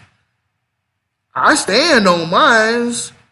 I still stand on the fact that that Applebee's waitress was out of pocket. Now maybe somebody else feel different. Maybe I could have articulated myself a little bit more, but I still feel like you should have listened to what the fuck that I was telling you, and I wanted a box instead of a bowl. You did what I'm saying, especially since that's your job. I expect you to listen. That's what it is. Listen, huh? Listen. But yeah, man, fake ass Christians, nigga, fuck you, because obviously you don't believe in anything that you claim that you believe, because the minute somebody challenges you on your beliefs, your belief is shaken, and you get the soft shoe and the sandboard. Well, I just don't really think. Well, no, we can't be challenging the white man now. We brother. They start talking about talking like Rolling Martin. Well, brother, Really? calm down, brother. Calm down. We can't be upset the man now. We can't upset the white man now. I'm not going there with you today. Niggas start stuttering when you talking about fighting the oppressive system of white supremacy. And I used your book that you claim I didn't know nothing about. And you see, if you notice in the post, he tried to get Buck. Nigga, Yeah, man. Buck, yeah, I know you don't know nothing about this Bible here, but let me tell you something. Oh, okay, I don't know nothing about the Bible. Oh, okay, Philippians chapter 1:10, nigga. Oh, well, do you know the book? Or are you just quoting it? Oh, okay, well, let me hit you with this other scripture, nigga. I could hit him with I don't understand how he feels like you don't know the book and you're quoting to him everything about it. Like, it doesn't make sense. because at first I was talking to him and I was just talking, bringing facts up to him. I hadn't mentioned the Bible. Christians' go-to book is the Bible. That's their go-to book. That's the one they feel has all the answers. And we got this Bible, and everything else is just all good. I don't need nothing else except for this. But in doing so, you hinder the lack of knowledge and education that you can get in your life. Like I say, you don't understand the Bible because you've never read anything outside of a Bible, what do you call them? Concordance. One of them Vine's, Strong's Bible concordance that was written by a white man who don't want you to know that that Bible is actually your book. You know, you don't read They Came Before Columbus, and you don't read books like The Miseducation of the Negro, and you don't read Destruction of the Black Civilization. And you don't read about what we did in Africa and all the things that went on. You just want to read this book. Reading Rainbow would be a shame. But for our book wants you to read more than just the Bible, my nigga. He wants you to read more than just that Bible. How about you pick up something else and read? There's too much else. here. Says too much now? I say it's too much information out here for you not to read other forms of education. It's just like if I put together a lesson, much like I did this morning. I had this lesson prepared for like months. This lesson on purpose, using the story of Jonah to teach purpose, and how the story was just as much about his shortcomings as it was Nineveh. But that's beside the point. And there's a passage that was talking about how the crewmen on the ship cast lots to see who was at fault for this supernatural calamity. Right? Because these are people, they make their living off of the sea. You understand? So they would know when the sea is supposed to be clear, or what time, or what this part, the storm might come in. They can look in the sky because this is what these people do. You understand what I'm saying? So it's that type of context that you need in order to understand exactly what's going on. It's just like Saul of Tarsus in the Bible. There was a map that I found on Google to help me better understand why Paul was the way he was in the Bible. Come to find out, Tarsus is like really not that far from the Roman Empire.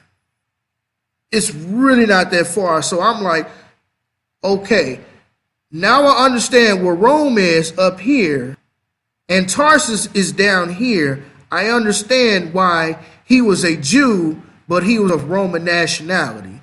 See, you don't want to add context to understand that type of information. You don't understand that Paul was an educated man. He was learned. He spoke Hebrew and Aramaic. He knew the law. He was a man of wealth. But you wouldn't know that unless you added some context to the Bible. Again, you just want to read it subjectively. So, like when I say they cast lots to see who was responsible for this big storm while Jonah was on the ship, a lot is basically a tool that they used to allow the spirit, which they believe would give them the answers that they're looking for. So it would be like sticks or maybe stones with names on them or some sort of thing with some markings on it So they would like cast these bones or these stones or whatever, and all the name came up to this dude. So it was like a supernatural thing that people did like back in ancient times. If you look at movies, you've probably seen it.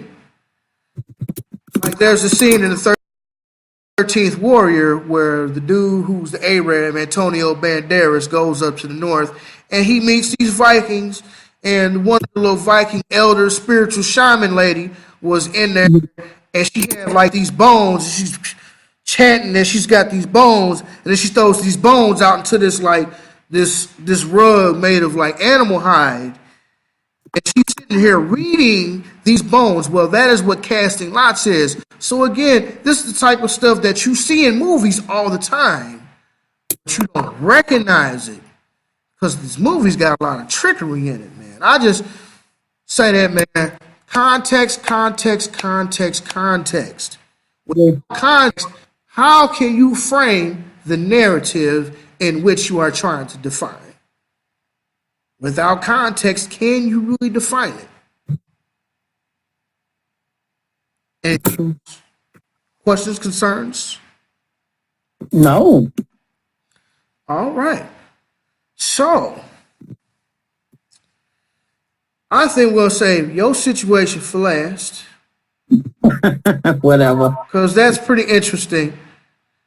But I would like to talk to the family today about dressing weather appropriate. It is historically cold every year during this time, and people still whine and complain and don't dress for the cold. It's cold outside. It's January. Supposed to be cold. Like, nigga, we not in Rio de Janeiro somewhere. We not in Africa south of the equator. Anything north of the equator has pretty well like 4 seasons. It gets cold every year, my nigga. Why do you feel like this is some sort of shock to you? Outside. No shit, Sherlock. Becky, have you experienced this type of stuff? This type of behavior? Do you see people not dressing for the weather and then want to complain how cold and fucked up it is outside? Yeah, there was a guy who walked outside a few days ago. He had on like some running short and some thong flip flops with no socks on, and had on a sweater.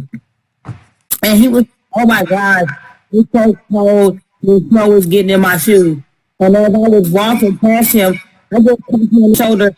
I said, how about if you actually had on a pair of jeans, some socks, and a pair of boots? You wouldn't have to be worried about how cold it is, and you wouldn't have to be worried about snow on your feet. Does that sound like a great idea? And he was like, well, you don't know everything. I said, well, apparently you didn't know that it was freaking cold outside, you moron. Wow. Thong sandals, like, you say? Nigga, you walking in thong sandals. It just snowed outside. And you mad because it's cold? You mad because the snow did what it was supposed to do? You idiot. Like, people are stupid. That's why I just look at them and be like, okay, I see why the hospitals are overflowed with people every winter. They got mono and they got the flu and they sick and coughing and hacking all over the damn place because niggas don't dress like they should. I don't feel sorry for you. Nigga, I'm surprised you people fall off. Correct? Huh? By niggas, you mean general motherfucker, correct? Yeah, just in general. A general nigga. Like, I'm surprised his penis didn't fall off as cold as it was outside. It was like 2-3 degrees outside and he had some damn running shorts and they was little. Ugh. Hold up, can you see that? Unfortunately, yes. That's the picture that I took the other day. Now, if you look here, on the hood, he got on the jacket, and then got all that shit on. He had his face covered. He had a face mask on. I was sneak picking. I was taking pictures of this because I had to take a picture of this and post it because this is the definition of a dumbass Negro. And the nigga got a little man bag on the side. Okay. Then got his ass hanging out. So his booty got sick. Booty hole was coughing. Oh.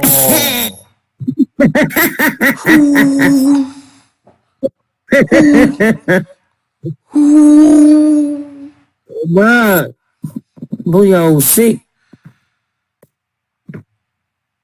I think my booty got the flu.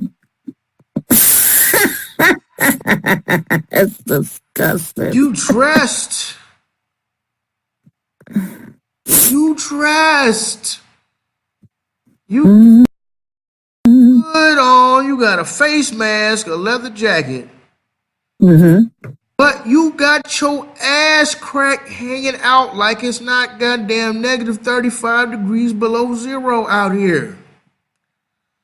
The hell is wrong with you? I don't get it. Nigga, you a faggot. You are a fag. You are moist. And you ain't even moist. It's too cold to be moist, nigga. You frozen, bitch. You frozen. You had on some pants. Frozen moist niggas. How you... And I trust me, man, I see it all the time. It's cold as hell outside. These niggas got their ass hanging out. I be like, man, these niggas are some straight fags out here, bro. First of all, if you still sagging and you a grown ass man, you need to get your ass beat. First of all, you ain't got no business sagging as a grown ass man. And then you gonna sag when you get frostbite on your ass. And I mean, like, I don't mean that as a joke. Like, nigga, you could literally catch frostbite on your ass. Well, then what are you gonna do? What the fuck is your problem? And these females, these females is just as bad. I agree. You have on the thinnest piece of thin nylon leggings, a shirt, a little short sleeve shirt, and a jacket, and a hat. Girl, it's cold outside. Bitch, put some more clothes on. All for the sake of trying to be cute. All for the sake of trying to be cute. My friend, when my people died, my people passed away, went to her memorial about a month or two ago. I had these shoes, and they were heels, of course, and they were open toe. I didn't know how cold it was going to be outside, but I had on some tights. I walked outside, I looked at my feet, and said, it's too cold for this shit. Walk in the house and put on some dress boots. I ain't with it. I'm not with it. Like, it ain't that. A lot of people will say, will wear heels with no stockings, heels with no tights, all for the sake of being cute. And it is not that deep. You can be warm and cute at the same time. It ain't that serious. That's true. Now, some women, the smart ones, will wear them peep toes or wear them open toe heels. But they'll keep them in the car. And then they put some boots or some like tennis shoes with some socks. And then when they get inside the church or get ready to go inside the church or like they office building, then they'll take the other shoes off and put them on, or they'll take them off at their desk. I've seen a lot of women do that. They like they boots or something, like it might be snowing outside. They'll wear they like galoshes, they rain boots, and then inside the office, they got heels or flats or whatever with them, or they got some at their desk. So they just swap out their shoes. Boom. You at work, you looking cute. You at the church building, you looking cute. and you ain't frozen. Me personally, I love 4 seasons. I love 4 seasons because everything brings a new dress code. Spring, it's like light hoodies. You know, I can wear jeans. It's not too hot. Summer is hot, nigga. I'm wearing shorts and wife beaters all day, every day. If I'm not working, if I'm just around the hood, nigga, I got on shorts and wife beater all the time. When it gets to fall, nigga, I put the basketball shorts up and I grab sweatpants. And I don't go outside without no sweatpants on unless we having a warm year and, fall comes around and it's still warm outside, like 70, 80 degrees, 60 degrees. Yeah, then I will still be wearing basketball shorts. But like right now, it's cold. We just had this negative degree weather like the last 2 weeks. I have not worn my basketball shorts since it's got cold outside. Nothing but thick ass hoodies. But I like the wintertime, though, yo. When I get the wintertime, nigga, I got pullover hoodies and I got scarves. Nigga, I got sweaters. I don't really have no boots. I had some boots. I'm really not as avid on buying shoes as I should be. But that's neither here nor there. I love the different seasons, man. I can be fly in any weather, nigga. You know you a real boss when you can be fly anywhere. Nigga, I bet you I'm gonna be fly as hell with my sweater on and my scarf and my little casual boots, maybe some jeans, but even in the wintertime, I really don't wear jeans like that because the jeans hold all that cold in that denim.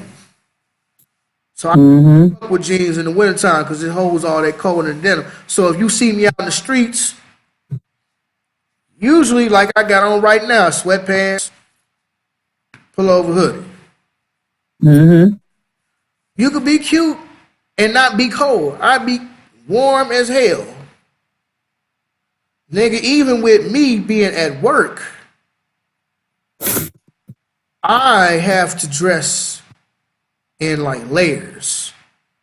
Like I'll have like a wife beater on, and I'll have like thermals on, and I'll have like a t-shirt, maybe another shirt over that, with a hoodie, with my Dickie coveralls.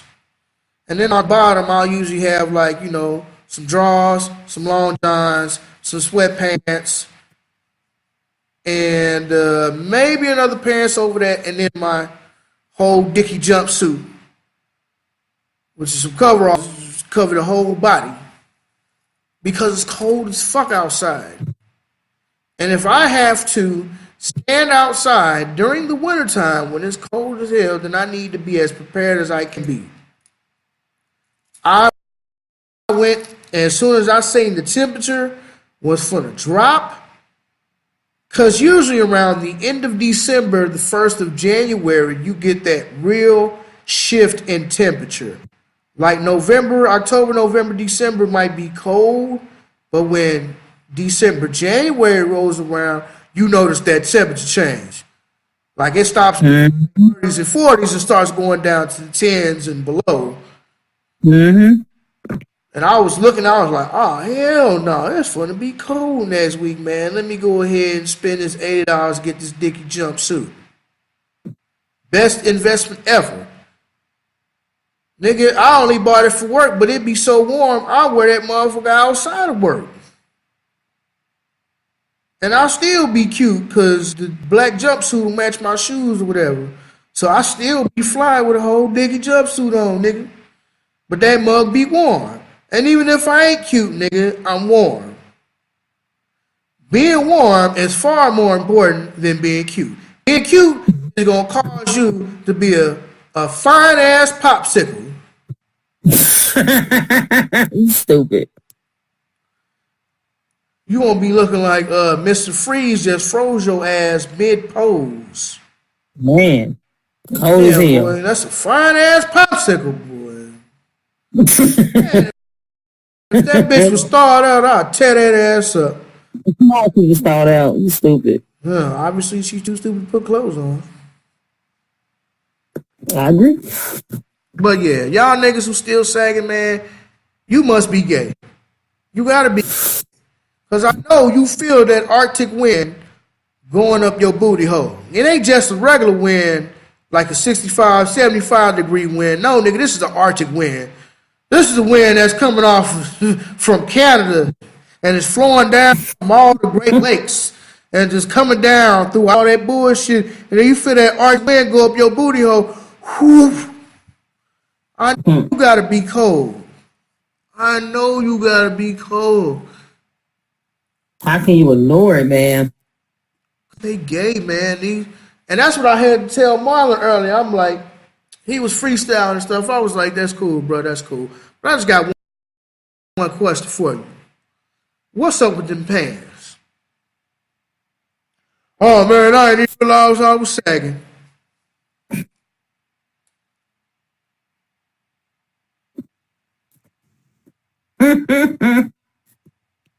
He ain't realize nothing. He don't know nothing. You didn't realize you was sagging, huh? See, that's just like Laugh Love was just talking about at the comedy show. He's like, man, them teenage boys be dumb as fuck. And he a teenager, man. He's 17 for to be 18 or 18 for to be 19, whatever it is. But anyway, he's still a teenager. Mm-hmm. You didn't realize, oh, man, I didn't realize my pants was down. You didn't know that your pants was down. No, I didn't even realize. Okay, so you so used to having your asshole out that you don't even feel it no more, huh? He couldn't do nothing. He had a good little grin on his face. Oh, okay, that's what I thought.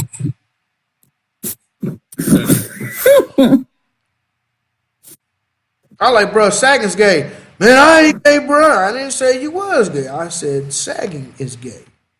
Don't you know, man, that shit makes you look bad, bro. Like females, if you don't get any type of little decent female, she not gonna fuck with you, bro. At all. I've been around women that be like, I don't like dudes that sag. You look young girls probably with it. But you ain't finna keep no real deal Holyfield with your ass hanging out. Cause she wondering like who you advertising to. My first question is, sagging is gay. It originated from jail when niggas know they were available. Well, actually, it originated before that. It originated on the plantation. If you was a nigga with his pants around his ankles, then they knew that you was buck broken. That mean massa, you gotta finish fucking your ass in the ass. That shit come from slavery. And then transferred over to prison, which prison is just another extension of slavery. So, yeah. What time is it? It is going on. It's an hour and 48 minutes. Sweet. Right on schedule. So, Rebecca, please tell the fans of the Obamacare podcast about the situation you had. You were trying to get your car ready to come down to the Corey Holcomb show at the little pussy ass bullshit ass Helium Comedy Club. Speak on it. I would never go to again. But yeah, so where did you go? Did you go to Walmart? I went to. No, I didn't go to Walmart. But I can't really say the name of the place because my husband still has a card with these people, so I don't want. It was National Tire and Battery, wasn't it? Yeah, it was. I don't go to NTB at all because I feel like with NTB, they cool to get a tire when you in the clutch, but they ain't.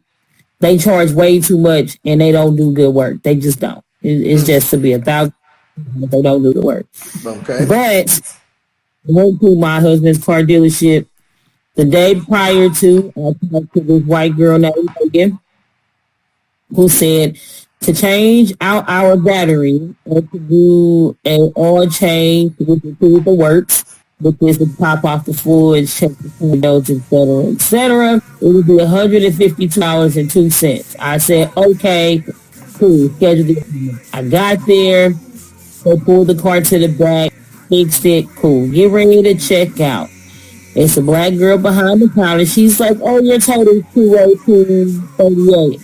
I said, I have a problem with that because I was quoted $152.02 when I talked to the scheduler yesterday.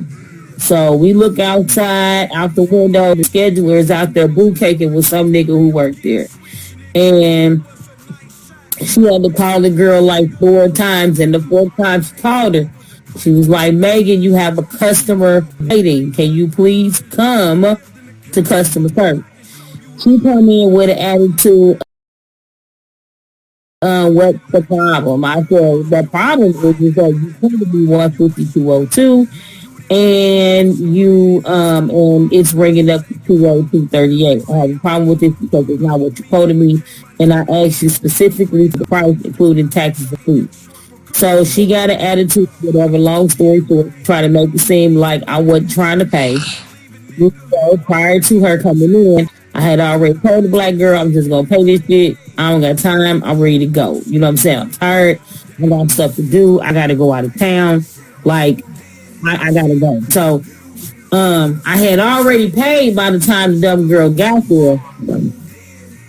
And she come in thinking, talking about you refusing to pay. We're going to have to call the police and blah, blah, blah. I told her she needed to calm down. You doing too much. She was like, no, you're not trying to pay. I feel threatened. I'm calling the police.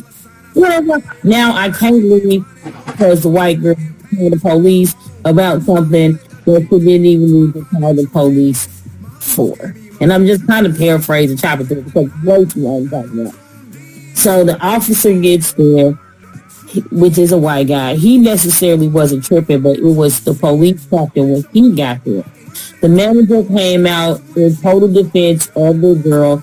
She, the term beat red, said I tried to threaten her and that I didn't want to pay and I'm still refusing to pay and I want her locked up right now. You need to lock her up, blah, blah, blah.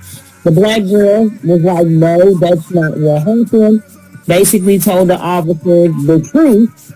And the manager got upset, told the girl that she needed to leave and clock out for the day, that her services was not needed for the rest of the shift. And the officer said she cannot leave because she was a direct witness to the situation. The other officer was like, basically, he felt like he was there for some bullshit and it wasn't no point. If I'd already paid, you don't understand what the girl kept saying. She didn't feel safe. And that I threatened her life. She don't understand what the problem is, and she wanted me arrested now. I want her arrested now. She needs to go to jail. She threatened me. She threatened me. She's not trying to go wrong.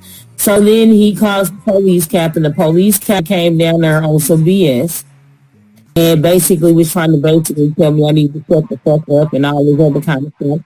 I don't know who you think you're talking to, but I don't have to do nothing. I paid for these services. I'm trying to go home. He said he going to defense of the girl. Made the other officer put me in here because he was already upset because the officer did not handcuff me behind my back. He handcuffed me in front of me, and I was trying to call the prison and take him just in case some stuff popped off.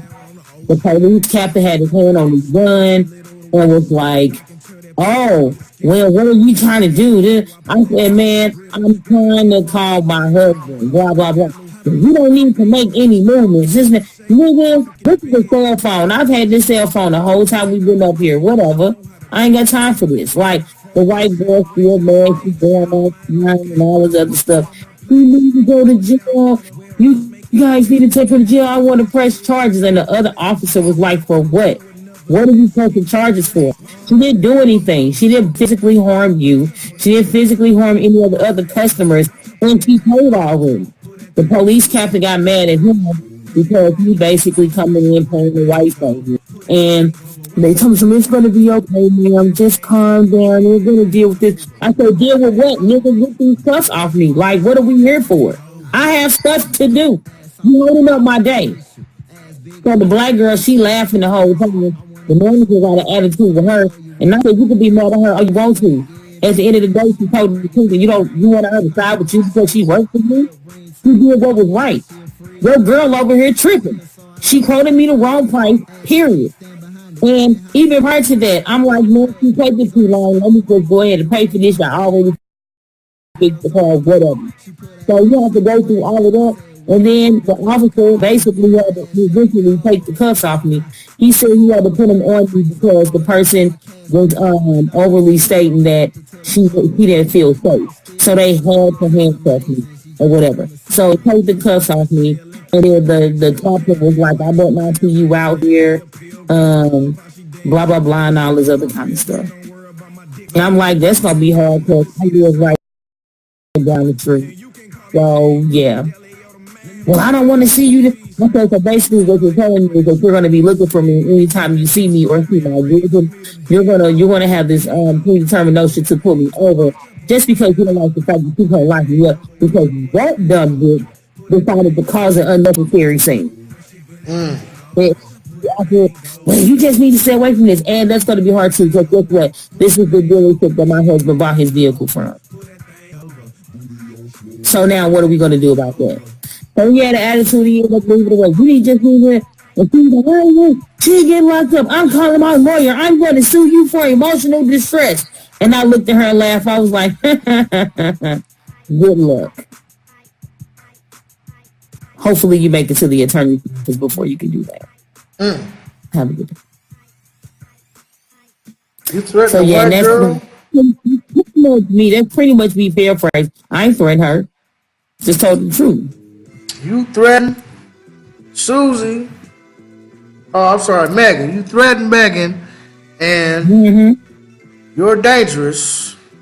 So you better not go to that goddamn dealership again. Even though I didn't physically harm the girl, apparently me telling her she was a dumb bitch was emotional distress. It was. You should have jab slapped her back to Galveston, Texas. I'm like, shit, and I'm telling you right now, if I'm going to jail, I'm beating her ass.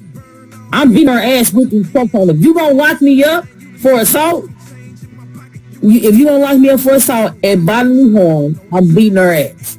I promise you I'm beating her ass. And it ain't gonna be nothing neither one of you niggas can do.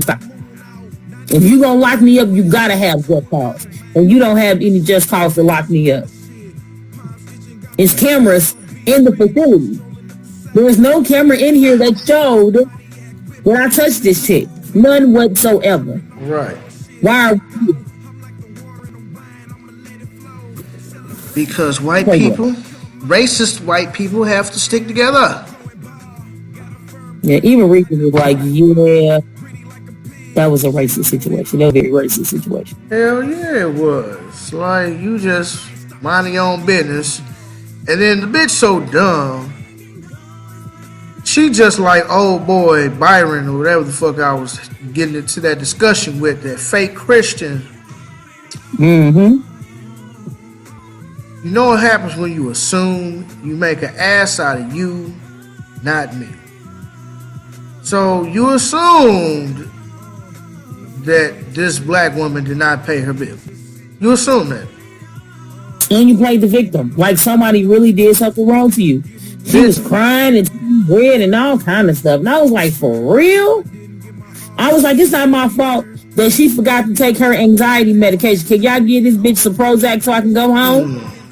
Some Adderall or Advan. Can y'all give this bitch some so I can go home? Adderall's an upper. That's the last thing she needs. Yeah. But you forgot to mention that you got handcuffed while you were at this dealership. No, I did. I said I got handcuffed. Oh, okay. I must have missed that. The white girl felt threatened. They said that because due to safety reasons, they had to put the handcuffs on me, put a statement. Well, you know, by sitting up with your hands on the table in plain sight with your back up straight, you know that you're being hostile. And negative. You know how that goes. Negative. I'm sick of this. It seems like they're more openly racist than Kansas. And I was just about to say that. I'm like, people can say what they want to say about St. Louis, but I didn't have encounters like this in the workplace. Not like that. But wasn't Kansas? Hold up, here's a trip. Wasn't Kansas a free state? Didn't they against Missouri because Missouri was a slave state? Isn't that the reason why Missouri and Kansas State or whatever have that big football game every year? because it's supposed to be the reenactment of the slavers fighting the non-slavers. Allegedly, and they also say that's why Kansas and Kansas City is more diverse, because it really is a melting pot here. Like I've never been in a place that's as diverse as Kansas, hands down. So far, I've been. They like. I can honestly say I live in a pot, but it's worse in the sense I've never the racial experiences that I have here. I've never had that in the workplace in St. Louis. Ever. I've never had it. Here has to be the absolute worst that I've ever seen. Hands down, ever seen. And they don't give a damn. And they don't care about showing their supremacy here. Oh, never seen anything like that. Man, that's crazy, bro. And the black folks here are trained, unfortunately, they're trained to be the kind of people, like I've had several black people like, you better be quiet, you gonna lose your job. When I'm sitting with them at work and I say loudly, fuck this job. Don't you be no rabble rouser. Me is not more important than who I am as a person, my core beliefs. It's not more important than it. It's just not. Thank you. I've had something good job if you say that and I mean black folks like, and that goes to the point of I get tired of being the person that's always the one that have to stand up and call stuff out, because black folks too scared to do it, because they rather say, okay, well she said everything I wanted to say, but I don't want to lose my job, so I ain't gonna say it. I'm just gonna wait somebody else. I've never seen anything like that. I've never seen any. They gonna put you to the side, Rebecca. That was so brave. I'm not kidding. Appreciate you what you did. That was great. I've had a white man come up to me and say, "You do know the team looks up to you as their voice, because you're the only person that had enough nerve to stand up to me." What did you tell that white man? I told that white man that he was a piece of shit. He stood up and tried to yell at me and say, "You need to get out of here." I'm like, man, who the f*** you think you talk to, nigga? You don't talk to me like that. And you're not finna talk to us in this meeting like this. Sit in this meeting to tell us that we ain't good enough and we ain't here working 7 days a week, 12 to 16 hours a day, and you telling us that our best ain't good enough. Nigga, fuck you and fuck this job. Just like that. I'm like, you a bullshit ass nigga. Everything you touch turns to shit. Everything you touch turns to shit. So yeah, everybody came, including the white people. We're so glad that you said it, Rebecca. I'm so happy. Oh my gosh. And then here comes the black folks. Everything. Now they whispering. Now they whisper. They come around when they make sure no supervisors watching. Oh, we're so glad you said this. We're so glad you said that. It was so true, blah, blah, blah, blah, blah. But you don't want to lose it. You ain't willing to risk it all behind it. You understand what I'm saying? You want to stay in the safe zone. And I think that's a huge problem with our people, but that's a whole nother story. For a whole nother day. Wait on the Negro to stand up for all our rights. And then when that one nigga get killed, see, I knew we couldn't prosper. Well, maybe we could if you all stood up. Straighten your backs up. Martin Luther King said when Negroes begin to straighten their backs up, that's the beginning of getting out of slavery. You don't want to straighten your backs up though. Like, a white supremacist will respect you more for fighting and standing for who you are than they will the coon. They actually have more respect for us who fight back against them than they do the. That's why they treat the coons like shit. I will respect you highly, much more if you're an open white supremacist than you will white supremacist. I know where you stand at. But yeah, I'm the type of niggas, man. I done been, I address what I feel. I voice my opinion.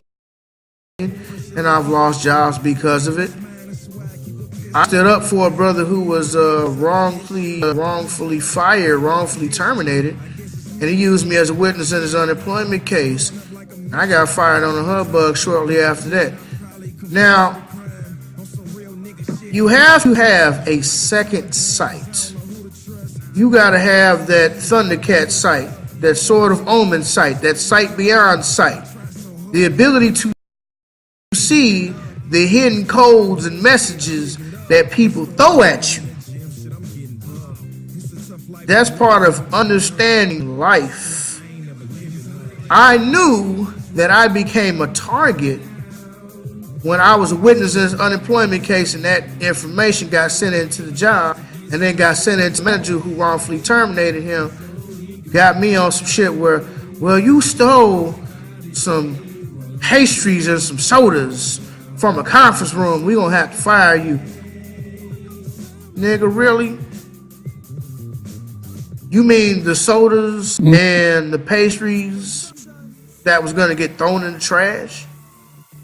You mean the sodas and the pastries that was already paid for by the department that had used them? The same department that said, like, hey guys, we're done in here for the day. There's plenty of food left in there. There's plenty of sodas and juices. Whatever you guys want, you can have because it's already paid for, and they're just not going to do anything but throw it in the trash. So whatever's left, you guys can have. You know, it'd be white folk like, hey, I just hate to see all this food go to waste. You know, you guys can clean it up. So I go in there, check. I put the word out. I bet everybody there's some juices and sodas in this motherfucking conference room number 3 over here. But I'm the one that got fired, even though you know everybody gonna get the shit. But okay, cool. Right, that was Express Scripts. That was when I got fired from Centaur Building Services. That was the one with a woman who was a Negro bed wench. Yeah, I remember I used to work at Express Scripts, but I worked there on the Ohio Art thing. We used to work there too. Right.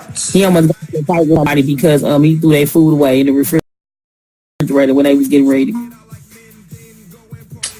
Even though they're cleaned out every Friday. And you know this, and there's a picture on the door that says, hey, we clean refrigerators every Friday, but yet you get mad when shit get thrown out on Friday. Okay, cool. We don't worry about going box Popeye's chicken. You owe me some money. No, nigga, you owe yourself some money because that big ass sign on there specifically states that this refrigerator gets cleaned out at a certain day, at a certain time, every freaking week. Why you just sit the chicken at your damn desk like everybody else did? And see, that's the thing. It probably didn't get thrown away. It probably got ate. That's generally what we do when we clean out refrigerators and freezers. We usually eat the food that's in there or take it home. Now, what is this? Express Scripts had a bomb kitchen staff. Their breakfast is fire in the morning. I never had their breakfast. Fire. Yeah, but anyway, yeah, we clean out the refrigerators, the freezers, nigga. You be having them Stover's dinners and all them frozen TV dinners, and man, you be having all type of little goodies and yogurts and pies and all type of shit in the refrigerator. You be like, yeah, we be taking dibs. Hey, let me get this, let me get this, hey, let me get that right there. Let me get them popsicles. Let me get that ice cream. Shit, we eat good on Fridays. I bet y'all did. Oh, that's what I did. This is one of my tricks of the trade. When you have been cleaning as long as I have, these is one of the tricks of the trade. One of my tricks of the trade is to go around to all the refrigerators and look and see what's in the refrigerators and freezers. I'll do that for a couple days, a week. I'll go around to all the refrigerators and see what's in there. And if that motherfucker been sitting there for about a week or 2, oh, that's mine. I'm coming to get that. And white folk don't even be missing that shit too. They done forgot that they had a whole TV dinner in them. I'm talking about some good shit too, like the lean cuisine with stuff, and it's got the sauce and shit on the side. The expensive shit. You know, the white people get the expensive shit. the leg cuisine, the Stouffer's dinners, the little California pizza kitchens, all the expensive shit. The Greek yogurt. What's that? The Greek yogurt. Yeah, the Greek yogurt or the Okies. Nigga. The Okies yogurt. We be rubbing good. Rubbing good. They do the same thing at our job. Like, what they'll do is they will put this stuff in the refrigerator. Like if they have like an office party or something, any like leftover cookies, cake, sandwiches, chicken, whatever they have, they'll wrap it up, bowl it up, throw it in the refrigerator because they know people gonna eat it. And when the refrigerator's cleaned out, the maintenance staff, they'll be sitting right there. It be, look, I'm no lie. The maintenance staff will make them niggas going there and look in that refrigerator, you'll be like, man, no, none of this stuff look right. And them niggas make a whole meal out of everything. It'd be a whole bunch of them too. It'd be like 10 or 12 of them. They all be sitting down with plates from the cafeteria. Hell yeah. After the cook leave, they're going there with some plates from the cafeteria, and they'll all be at the table breaking bread. Man, you sure right. Eating and cooking. That's how we used to do it, man. Shout out to all the white people that I stole their food. I fucks with you at. I don't know who you are. Oh man, I used to get shit off their desk. I'd be cleaning. I'd be like, oh, some Reese's Pieces. Don't mind if I do. You stupid. Stupid, man. Oh man, hey, don't let them have no party with these motherfuckers. Got chips and dip laid out. Motherfucking whole sheet cake and shit. I'd be like, well, don't mind if I do. Just gonna cut me a piece. Happy birthday to me. Thank you very much.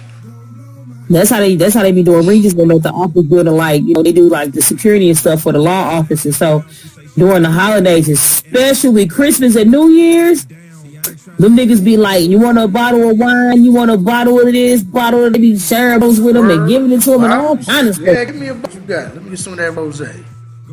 Man, they be like, lawyers be drunk as hell. They be in their office, get back a few drinks. They come downstairs. We got an extra bottle. You want this? Blah, blah. They leave food out and stuff for them sometimes. It's hilarious. It was hilarious.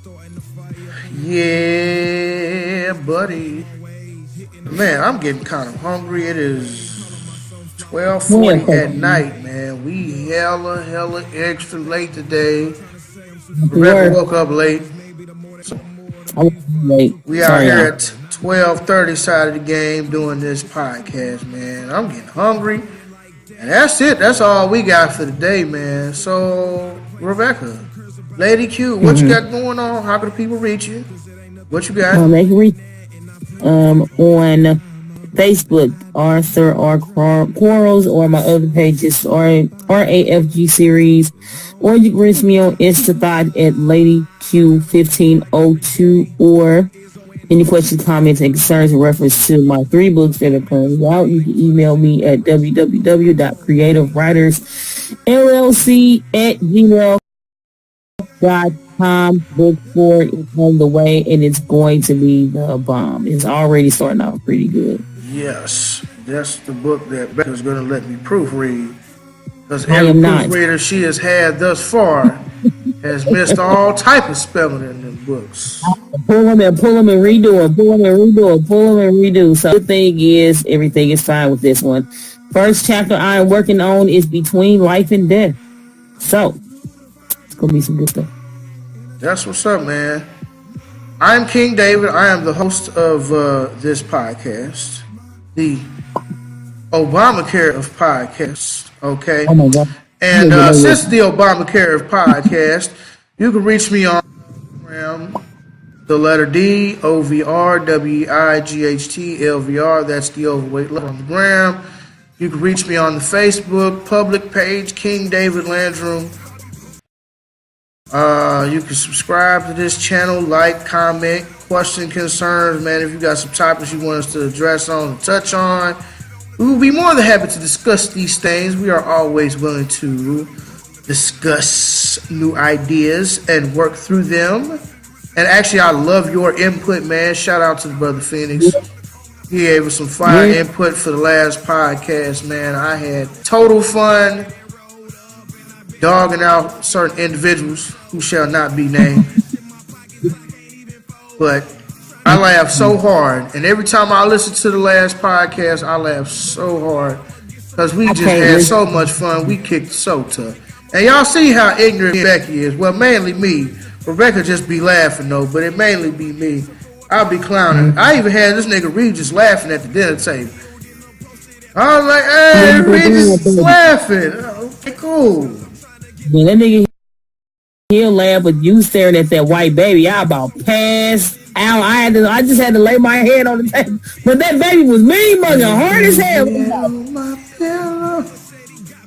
And then your ass gonna look at this baby, this old funny face, and the baby was still bold enough to look like that. And then the baby daddy didn't even turn around. He just kept looking straight. I was like, nigga, you can't look at my kid like that. I was just fucking with the little baby shit. I didn't know what he was gonna do. Look at my damn kid. That's gonna start a fight. The hell wrong with you? Man, that was hilarious. Me and Regis talking about that on the road. Regis was like, yeah, he's stupid. I'm like, you just had to see it, man. Them niggas was just sitting there mean mugging each other. I wasn't mean mugging. I was just bucking my eyes at him. Nah, you talking. I just be fucking with people, man. I just be fucking with people. Little baby probably gonna never forget. They probably gonna have dreams about you. Niggas gonna come and kill us there. Okay. You remember that. Next time somebody tell you Black Lives Matter, after you get old enough, you're not gonna respond with all lives matter because you're gonna think of me, little nigga. Hey man, we have to go back to that restaurant hopefully next summer, man. They got some bomb. That food was good. Yeah, it was on point. A little pricey. I was kind of shocked. Oh man, damn. I paid more than that for a single ticket for 2 people. So yeah. I mean, like I say, I was just shocked. I wasn't expecting those prices.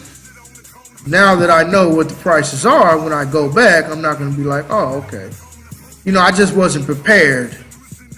Regis just knows, like, if we go out, just don't question the price. Just list something.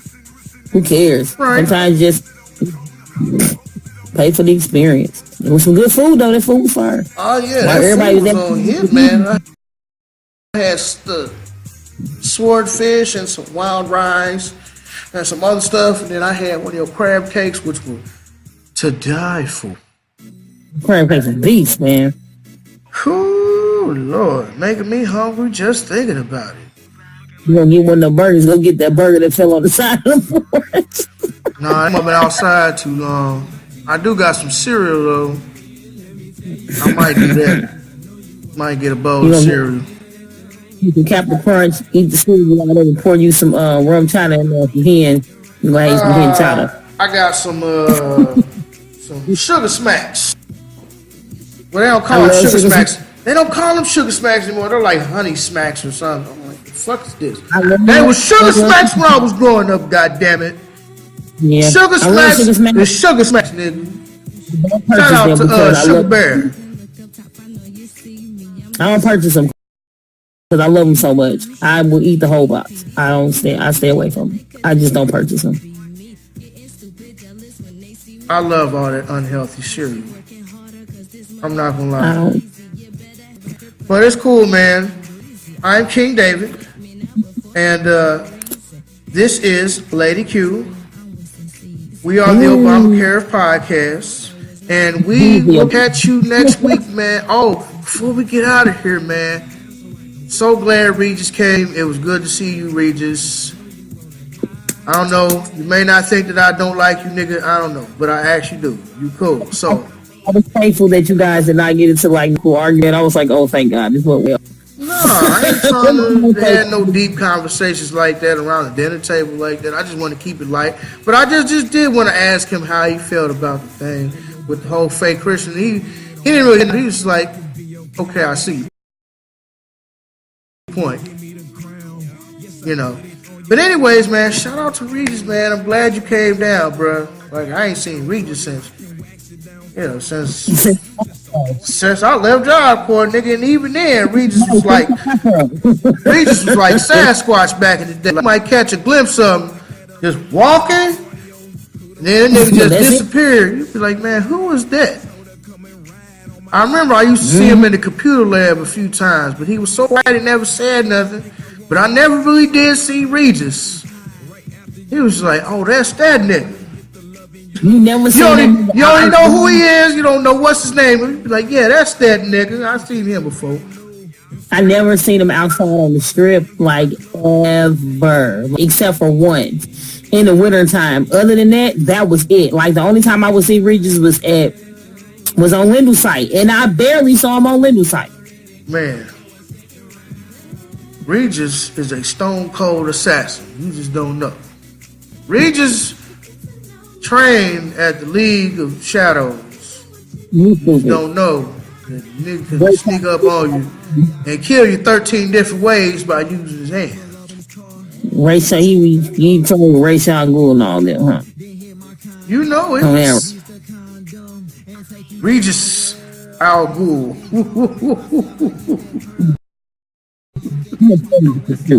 Like, what the hell? Hello, detective. Yeah, this is gonna be an interesting character matchup in this book because y'all two are partners, so we're just gonna see how this gonna roll. Right. Well, that sounds fantastic, Becky. It's been real. I had a good time chopping it up with y'all. Didn't really have the laughs that we had the last time, but that's okay. We'll be back with more soon enough. And we'll find something else to talk about, man. So share, like, comment, subscribe. If you know somebody that knows how to do the complicated shit about getting us on Google Play and like iTunes, email me at sscstlpodcast@gmail.com. That is sscstlpodcast@gmail.com. If you know how to do that, man, shoot me an email. Maybe we can work something out, you know, because I would like to expand this. And I was just reading information, the RSS, and then you got to have the UFL with the backspace and two dash. I'm like, oh, what is this? It's hurting my head. Oh my God. I know it didn't help that I was high, but even if I was sober, I still would have been like, okay, because even when I'm high, I have a pretty good concept of what's going on. But I cannot. Like I say, man, I got to looking at it, and I'm like, I just don't get this shit. I don't understand it. I don't know what this RSS is. I don't know what this URL that I'm supposed to be doing. I know what a URL is. I just don't know. You got to set up the RSS and then put your podcast and upload it on the URL so you could get that and transfer that and have that from stream from your URL to Google Play, and then Google Play can approve it. What? That's a lot. Sound like Mickey Mouse. What? What? What? I don't understand this shit, nigga. I don't understand it. But I'm gonna stop rambling on because I'm out of here. So we'll holler at you guys next week. Bye now. Fuck Trump.